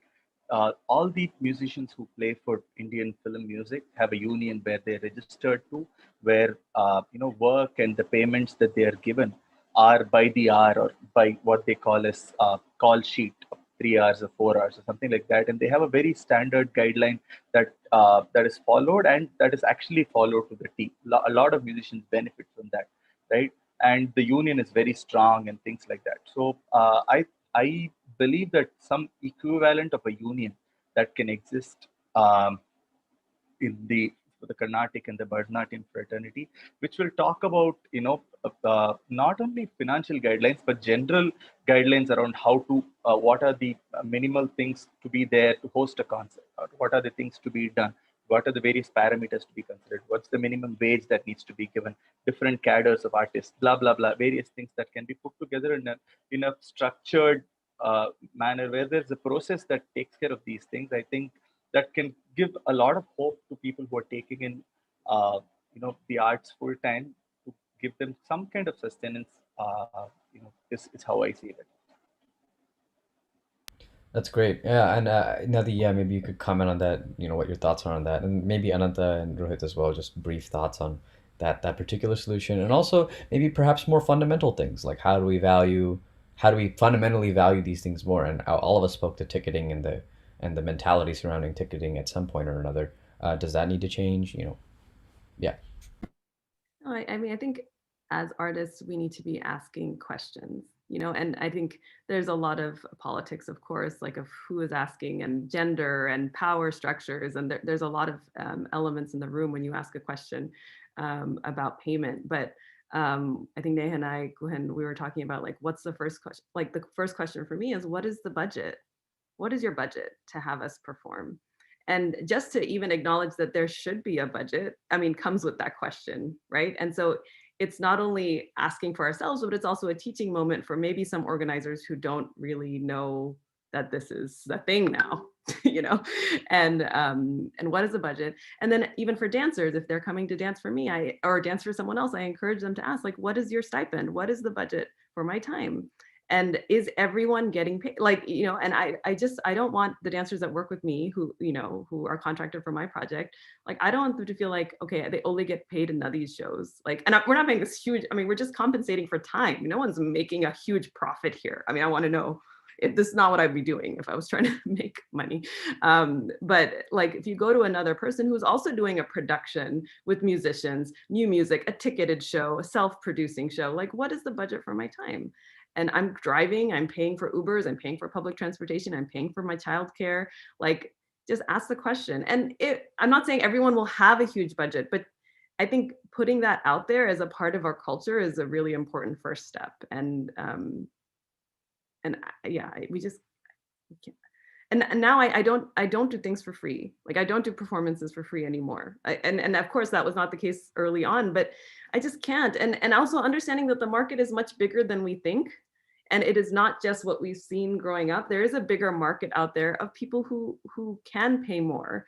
And it's not that, okay, I only want to go with people who pay more, but there's also a respect like of they're able to even give us everything we need for our show, like the projection, the lights, the, you know, those kind of things are important to me as well. So it's not just about money. And I think Ananta touched on this a little. It's that generosity between two different people. And there are so many ways to be generous. Like I'm being generous with my piece and what like this production I birthed, you know, and organizers have to be generous with what we have access to. So we have a stage manager, do we have, you know, so there are a lot of ways to like negotiate value in that way. But I think the first step is, God, what is the budget? And that will dictate how many dancers can come, how many musicians can come to your gig, you know.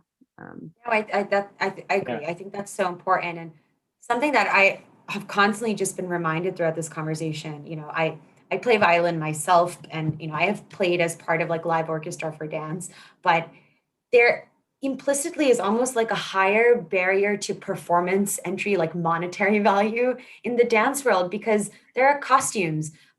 If you are having live orchestra, are you paying those musicians? Even if you're doing recorded work, have you commissioned that work? Have you licensed that work? You have to get performance, you have to get rehearsal spaces. Musicians are a little bit more flexible. Perhaps we don't always need a formal performance space, or we don't need the physical space that dancers need, right? There's costumes, there's all of these things that go into it, you know, stage management and lighting. So I think it's really important for all of us to acknowledge that. And it might seem really obvious to people who are in the industry, but this is about engaging all the stakeholders involved as well, right? So even to an audience member, it's important to value all of those components that go in, and to, especially to an organizer in this case, when you're asking what the budget is. You know, you made a really great point there. And also, Ashwat, go ahead, Rohit. I was gonna say, I feel like audiences are generally receptive to knowing these things. I feel like we think that we should hoard all this information, or we should some sort of shame associated with telling people all these costs. But generally, audiences are much more engaged when they know, you know, these things. Like I did a Kickstarter, and that was really where I first learned this, where you kind of have to lay everything out.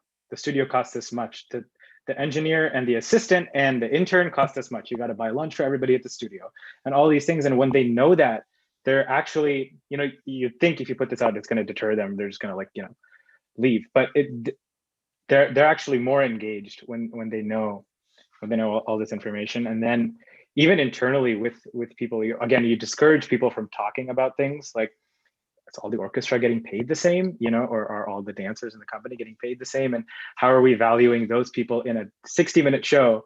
You know, are you paying the person who plays 45 minutes versus the person who plays 48 minutes more? Or is there some, you know, some personal investment involved in how much you're paying each of these people? And then we encourage people not to talk about it. Don't talk about your salary. Don't talk about how much you're getting paid. And I think it just makes everything much more, I think transparency just helps everything across the board. And, you know, talking about things makes it easier with the audience and within the group. I wanted to know, you know, if anyone else has anything to say about this before we move on to Q&A, because I think this is definitely an important conversation. Want to take the time to acknowledge everything. I'd like to say one thing very quickly without prolonging something. And I think I don't know if it's agreeable to everybody, but this is how I feel about it. I think I'll be very specific. I, as an artist, have the power to remain an artist my whole life. A Sabha secretary, an organization, a grant committee, these are all temporary entities. So if you got rejected once, that's fine. There's a chance that you might get accepted the next time. Or it's just that whatever it is that I did as an artist wasn't agreeable to those people. It doesn't mean that suddenly we need to lose our spines as artists and then take on all kinds of work that we don't find ourselves wanting to do. And so the moment we can stand proudly with the confidence to say that this is not a zero-sum game, this is something where I stand to gain, the better I become, the more diverse I become. Are there other ways that you can become a stronger artist? And if and of course it's easy here to sit here and say all this, but that's kind of really what I've done for myself, in the sense that if there are avenues where I'm not getting what I wanted, I found another place.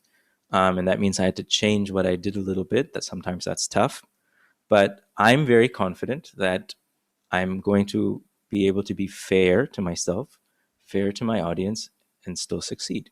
And that's something that I think if across the board artists are able to kind of maintain that. And I know financially sometimes it's very tough and so many things go against you, but we do have that power in us. And that's something that I would like to do collectively for more than myself, is to say that, if I'm able to do it, there are people more talented than me.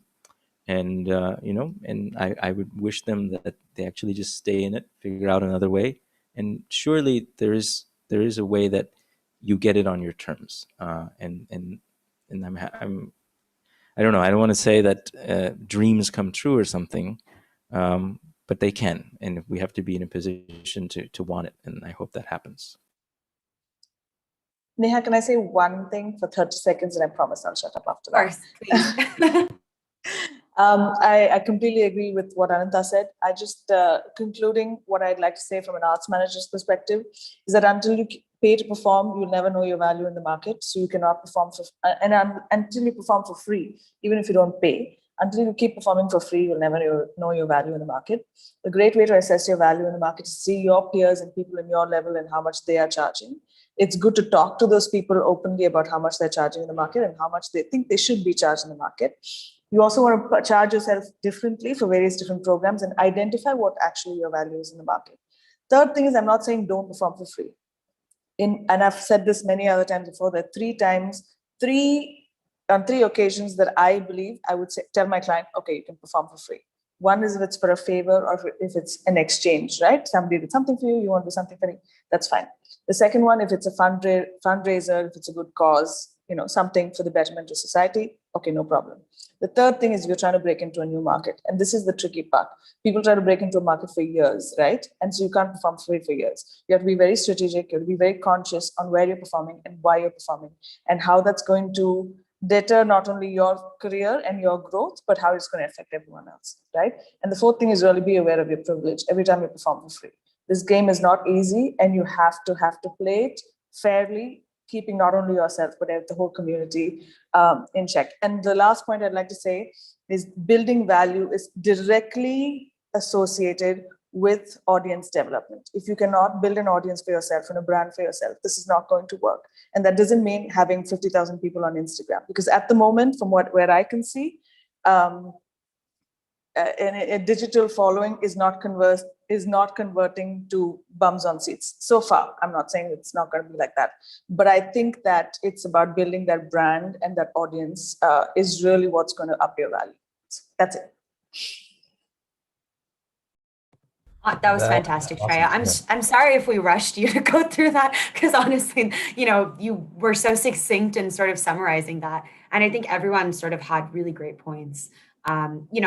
Just my high level takeaway is be flexible, don't pigeonhole yourself, really understand your value and for each performance why you are there, and be transparent. Every stakeholder should be more transparent. Talk about the costs. Talk about what's going on. And sort of, Ashwat, what I got from, thinking about unionizing or maybe creating these standards is that there should be set floors for each sort of tier of stakeholder artists. There needs to be a floor price. The floor price isn't free. There is an actual, rupee amount associated with the floor price. And that's really important for us to take away.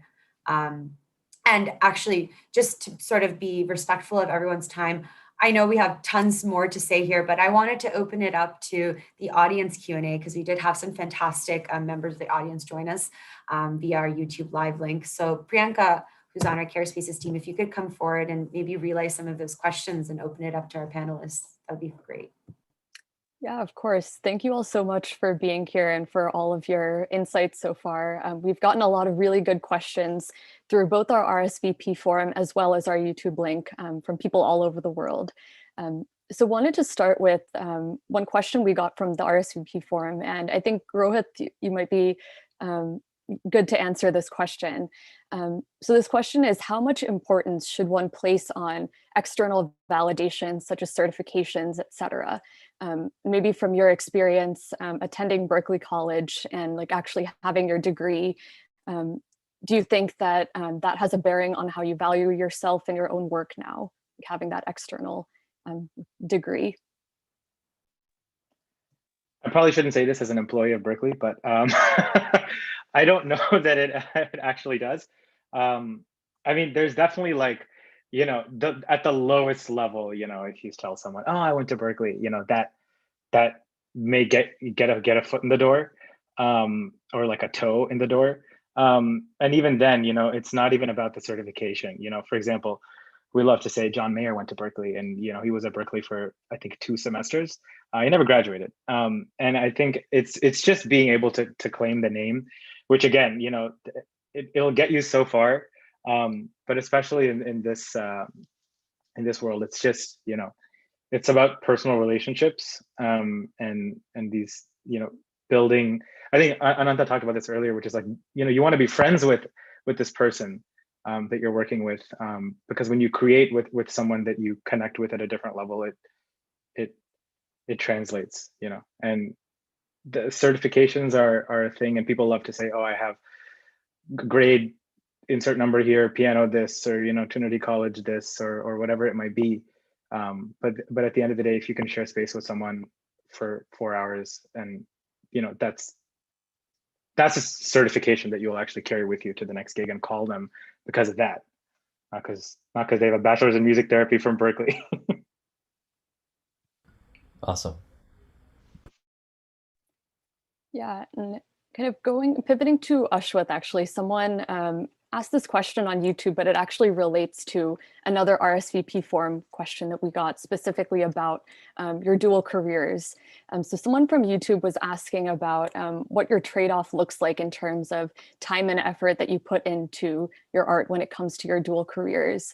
And maybe also like how that might factor into your decision-making process when choosing whether to take certain concert opportunities or not, whether like organizers are valuing you financially or not. I think I briefly touched upon it, but yeah, let me answer it specifically. Yeah, regarding the time that I'm able to spend, I think that depends on the nature of the job. So my job as such is very supportive, and the firm that I work for, the management is my CEO is a huge fan of Carnatic music, and you know, things have worked out really well in terms of what I offer them and how they're able to support me in my art form as well. So that's kind of formed a very symbiotic bond between me and the firm in that sense. So I'm able to whatever time I need to, like, you know, devote every day for practice and other things are definitely available for me, and that's the nature of the job that I've taken up. And in terms of, you know, accepting or not accepting concerts, I think, as I said, I definitely do have the comfort of saying no to a few opportunities which I don't see are of value either in terms of musical value or financial value or whatever the value could be. I definitely have that privilege of saying no. But another reason to say no or to not undervalue myself is to make sure my peers, my competitors are also not affected by it. So that's how I manage the show.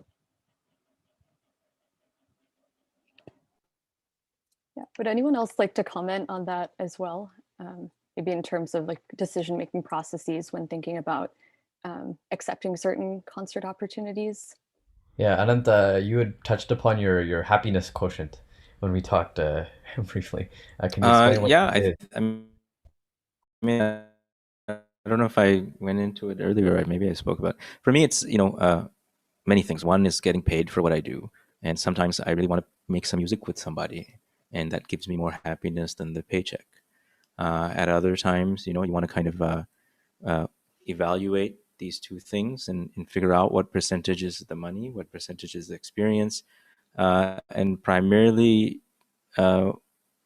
that's something that also motivates me in trying to figure out, do I want to be a part of this, you know, cumulative experience, right? That's the audience, that's the artist, that's me, you know, that's the organizer. And for me, everybody has to have a good time.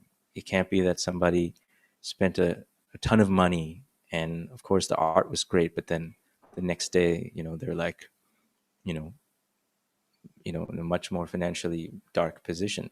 So it has to make sense for everybody. And sometimes we get those events and those programs, and that's a great thing to know. Okay, what are the things that went right? And then there are times where I take a risk and I say, I think this could be a good thing, and I take that opportunity, and I still make a mistake, and that's life. It's fine. It's something that I have to learn from for the next time. But the happiness quotient is something that I found out for myself, just a few years ago. And then I found out that the moment I figure out, in some ways, of course, you don't know everything that comes at you before. If I figure out, am I going to be happy doing this with a little bit of less pay, and just know that this is the kind of event it is, and then I'm happy to do it. And so, and that goes back to one other thing in teaching at KM, right? And being on the faculty at KM Music Institute. It's one part is financial, yes. It's nice to have that support system. But what I really like there is not the money. It's the ability to get out of this ego feedback of finishing a concert and then going on social media and then seeing people, do whatever they do. It's to completely remove me from that world and give my time to a student who needs, my help. At that point, I'm in a position to give something else. And so for me, that's a decision-making thing where I'd say, I'd like to, take a concert, but then I need to be back at work the next day. And so if I can have both of those things, then it's great.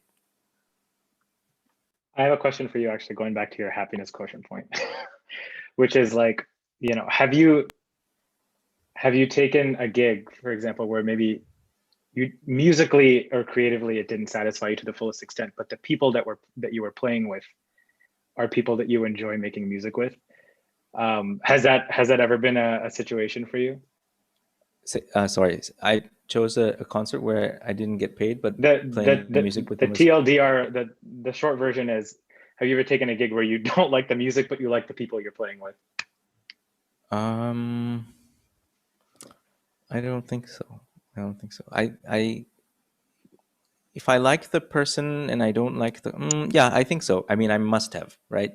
That happens. But more and more, there is a combination of both of those things that are in their favor, or for me, I like them and I like their music. That's also something that goes along with overall risk taking too, right? I mean, if you're meeting somebody for the first time, you think you get along, and then you don't know what their music is like. You go, you do it, and you're like, maybe this wasn't the best choice. It's kind of a learning process. It's an iterative feedback loop, right?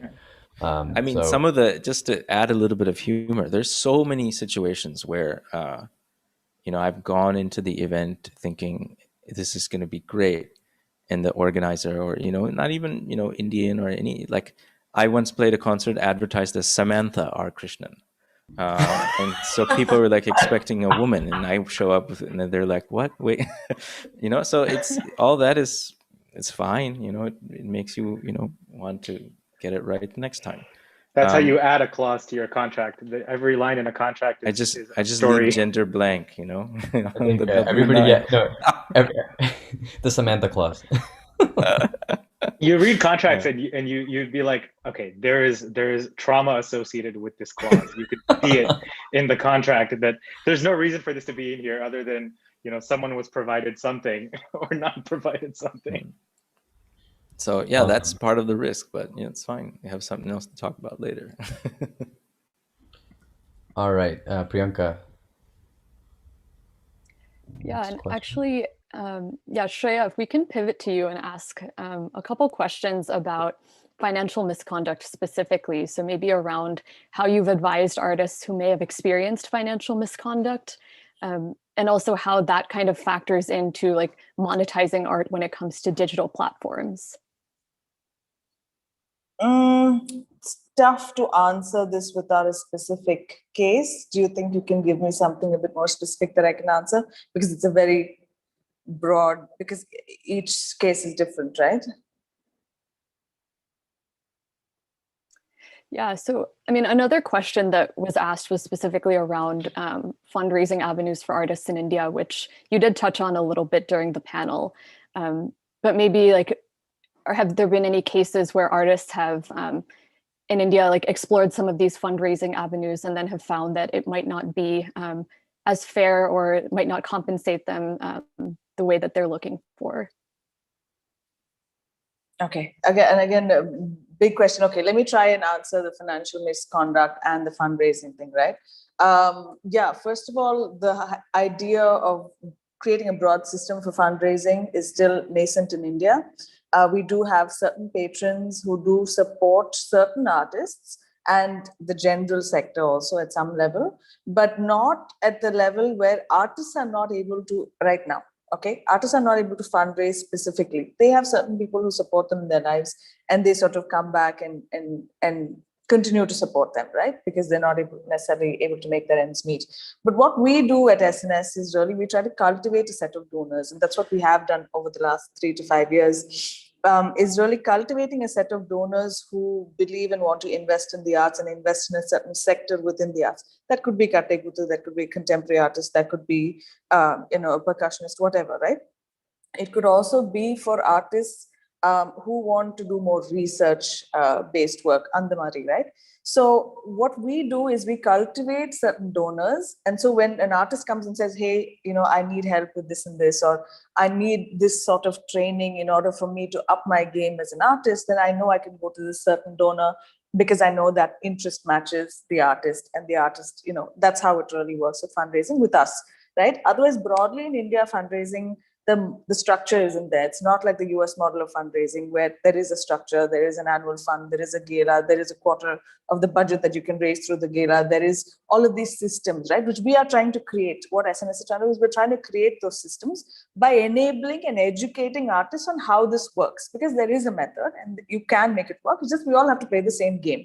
If Rohit fundraises differently from me versus Priyanka versus Ashwath, we're not going to be doing this together, which is why in one of my videos itself, I said that we have to professionalize it together with the same house rules. With regard to financial misconduct, yes, it happens very often. And I have gotten hired to just go and deal with that situation, right? Just saying, hey, X was supposed to make this amount of money and it's not happening. So can you go do it, because I don't know how to do it? Or I get hired sometimes just to go and be with the client to negotiate. The only thing that I do, Priyanka, which I can tell everybody, is that I don't negotiate on behalf of the artist. I always take the artist with me, because my idea is not to be sitting and negotiating for artists. Artists have to learn to do this for themselves. Artists have to be comfortable talking about money. And they're not going to be comfortable talking about money if I'm going to be doing it. So I take them with me and we have a certain conversation that we're going to say, I'm going to say this, you're going to say that, this is what we're going to do, this is the agreement, right? And I always say, even if it's a small thing, if you don't want to sign a contract, that's fine. Put it in an email, and unless they have replied to the email, it does not stand, right? You do not get up on that stage until they have signed that email. WhatsApp, I mean, it's doable. It can work in court because it's written, but no. And even after that, there are people who don't pay them on price, and they say, or, oh, you didn't make as much money, or, blah, blah, blah. The sponsor didn't pay me, so I'm not going to get paid. And all of that still does happen. But at the end of the day, it's like, are you ready to go to court, right? And is that worth that much amount of money? So it's these sort of situations. And yes, sometimes I have encouraged my clients to go to a lawyer and actually pursue this. And sometimes I've just said, I don't think it's worth this money, but let's see what we can do next time that this won't happen. And that really is being very upfront on what's going to happen, who's going to be paying, what are those things, paying 50% ahead of time, preferably, especially if it's a non-Sabha concert. And if it's a private gig, then definitely paying a 50% upfront and 50% after. So those sort of things, right? But like I said, at the end of the day, my aim is not to sit and do all of this for artists. My aim is to build that capacity for artists to be able to talk. Because at the end of the day, artists need to be rich, man. And artists cannot be afraid to talk about money or even feel shy about it. I mean, that's what we do. I mean, our whole thing is just working on the business of the arts. If you are not ready to talk about money, I'm not interested in talking about you. My business model depends on the fact that you make money. So if you're not ready to make money, or you're not ready to talk about money, I don't know what I'm doing here, right? Thanks so much. I am very clear so that this is where I want to work with artists. Thanks so much. Yeah. So Priyanka, we actually have one last question, I think, for Nadi. Is that right? Yeah, we have one more. So Nadi, someone from YouTube had kind of mentioned an anecdote about potentially like some dancers or artists advocating that other people dance or perform for free. So I'd say like kind of calling on your experience of like kind of learning to pay yourself for your work and looking at grants to be able to pay yourself and dancers, what's some advice that you would give to people that are in a place of thinking they might need to choose between growth and opportunities and paying themselves? Paying yourself. So if you think in a way, if this is like a business, right, there is some amount of investment that someone makes into a business. Granted, this is a nonprofit business, so it's a little weird, but as a company, but there is in the beginning, like performing for free or investing in your rehearsal time, you know, like that makes sense. But there is a certain threshold, which you realize in your career where you're putting so much time in and you can't not pay yourself anymore because it's your livelihood. And of course, I've had side hustles. I've done random jobs to support myself. I'm not under any like illusions that we don't need money. Like you definitely need to support yourself. But and there definitely have been people like, I want you to perform for me. Can you do it for free because I can get other people to do it for free? It's happened many, like, and my answer is no. You know, like that's not. It just it. Especially when it comes at me like that, I just feel like it's not that I haven't performed for free before, but when you no, that's just gonna hurt everyone. And I feel like as a dancer, you can make that choice. Like it's up to you. If you're gonna be a teacher and you want to create community theater where like that's also very important for our culture and our families, like to create opportunities for young performers and students, like that's there. But as a dancer, you can decide if you're not feeling like you're getting the opportunities that are paid. Like for me, I started self-producing. And I relied on, you can rely on your community for tickets, you can rely on Kickstarter. There's also like this culture that you need to create depending on where you are in your career of like how your time is valued. And if that means the Kickstarter was an important part for our company in the beginning, we've done 2. And that it puts it all out there. These are the expenses that we have.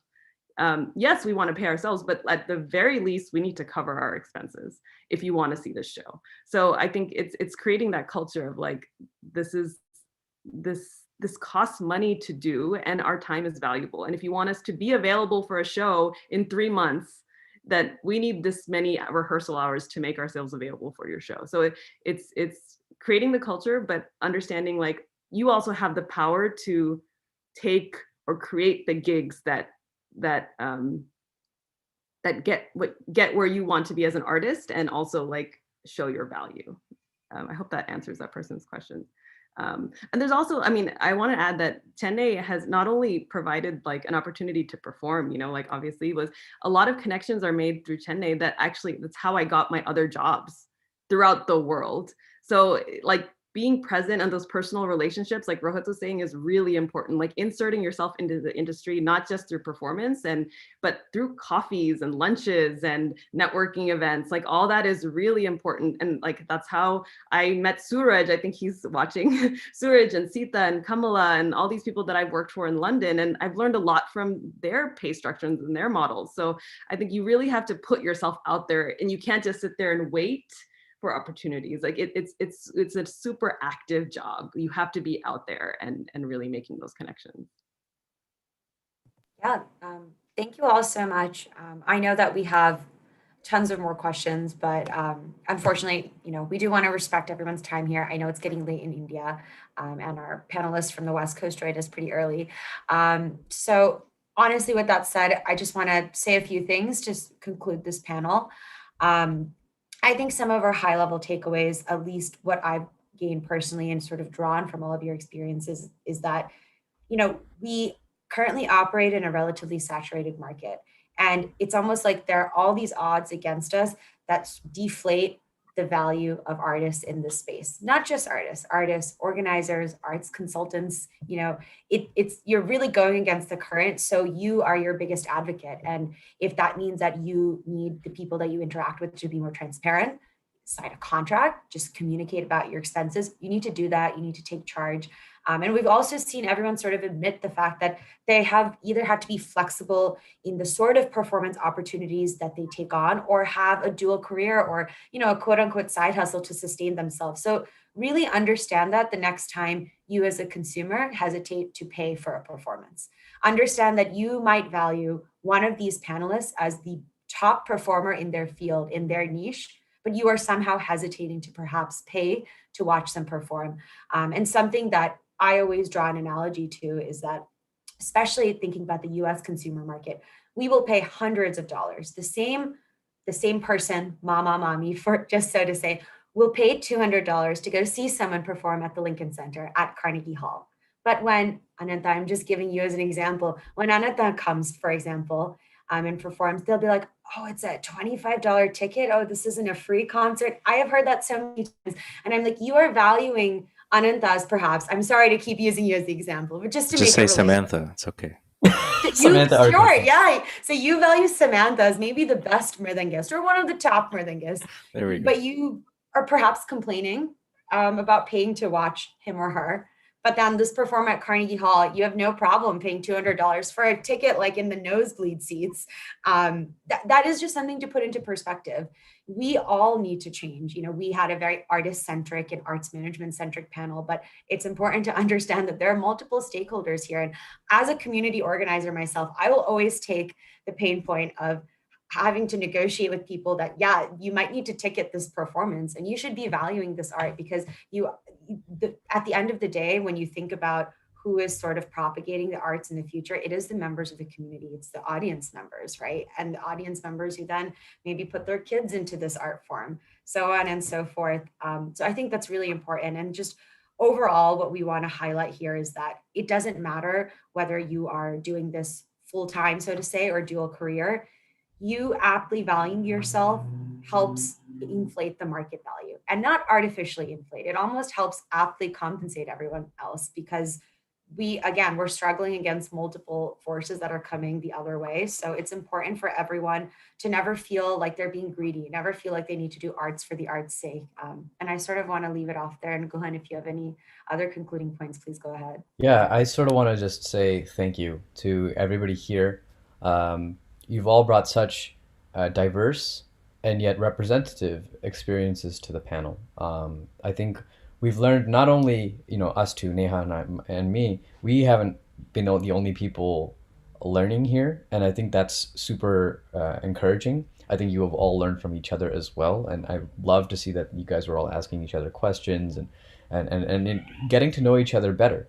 And I really appreciate that. I appreciate the chance to get the time to talk to you guys. It's a blessing, it's a privilege. And I also appreciate the fact that we are putting out this message into the community and trying to be the change that we want to see. Because if we are not doing that ourselves, then who is going to do it? And we're very happy about that. So I'd like to also thank the backend Care Spaces and SNS teams for helping us with tech during this whole thing. And with that, I would like to conclude today's session. Thank you all for attending. And yeah, maybe we can all unmute and just clap for each other. And just a reminder, this is part of I'm a Professional too is a 5-part series. This was session 3. We have 2 more sessions. Stay tuned. Follow Care Spaces, SNS on Instagram, Facebook, email us, sign up for our mailing list to stay tuned for the next sessions. And tag us on social media and reach out to your panelists and tell them how much you loved what you heard today. Thank you, everyone.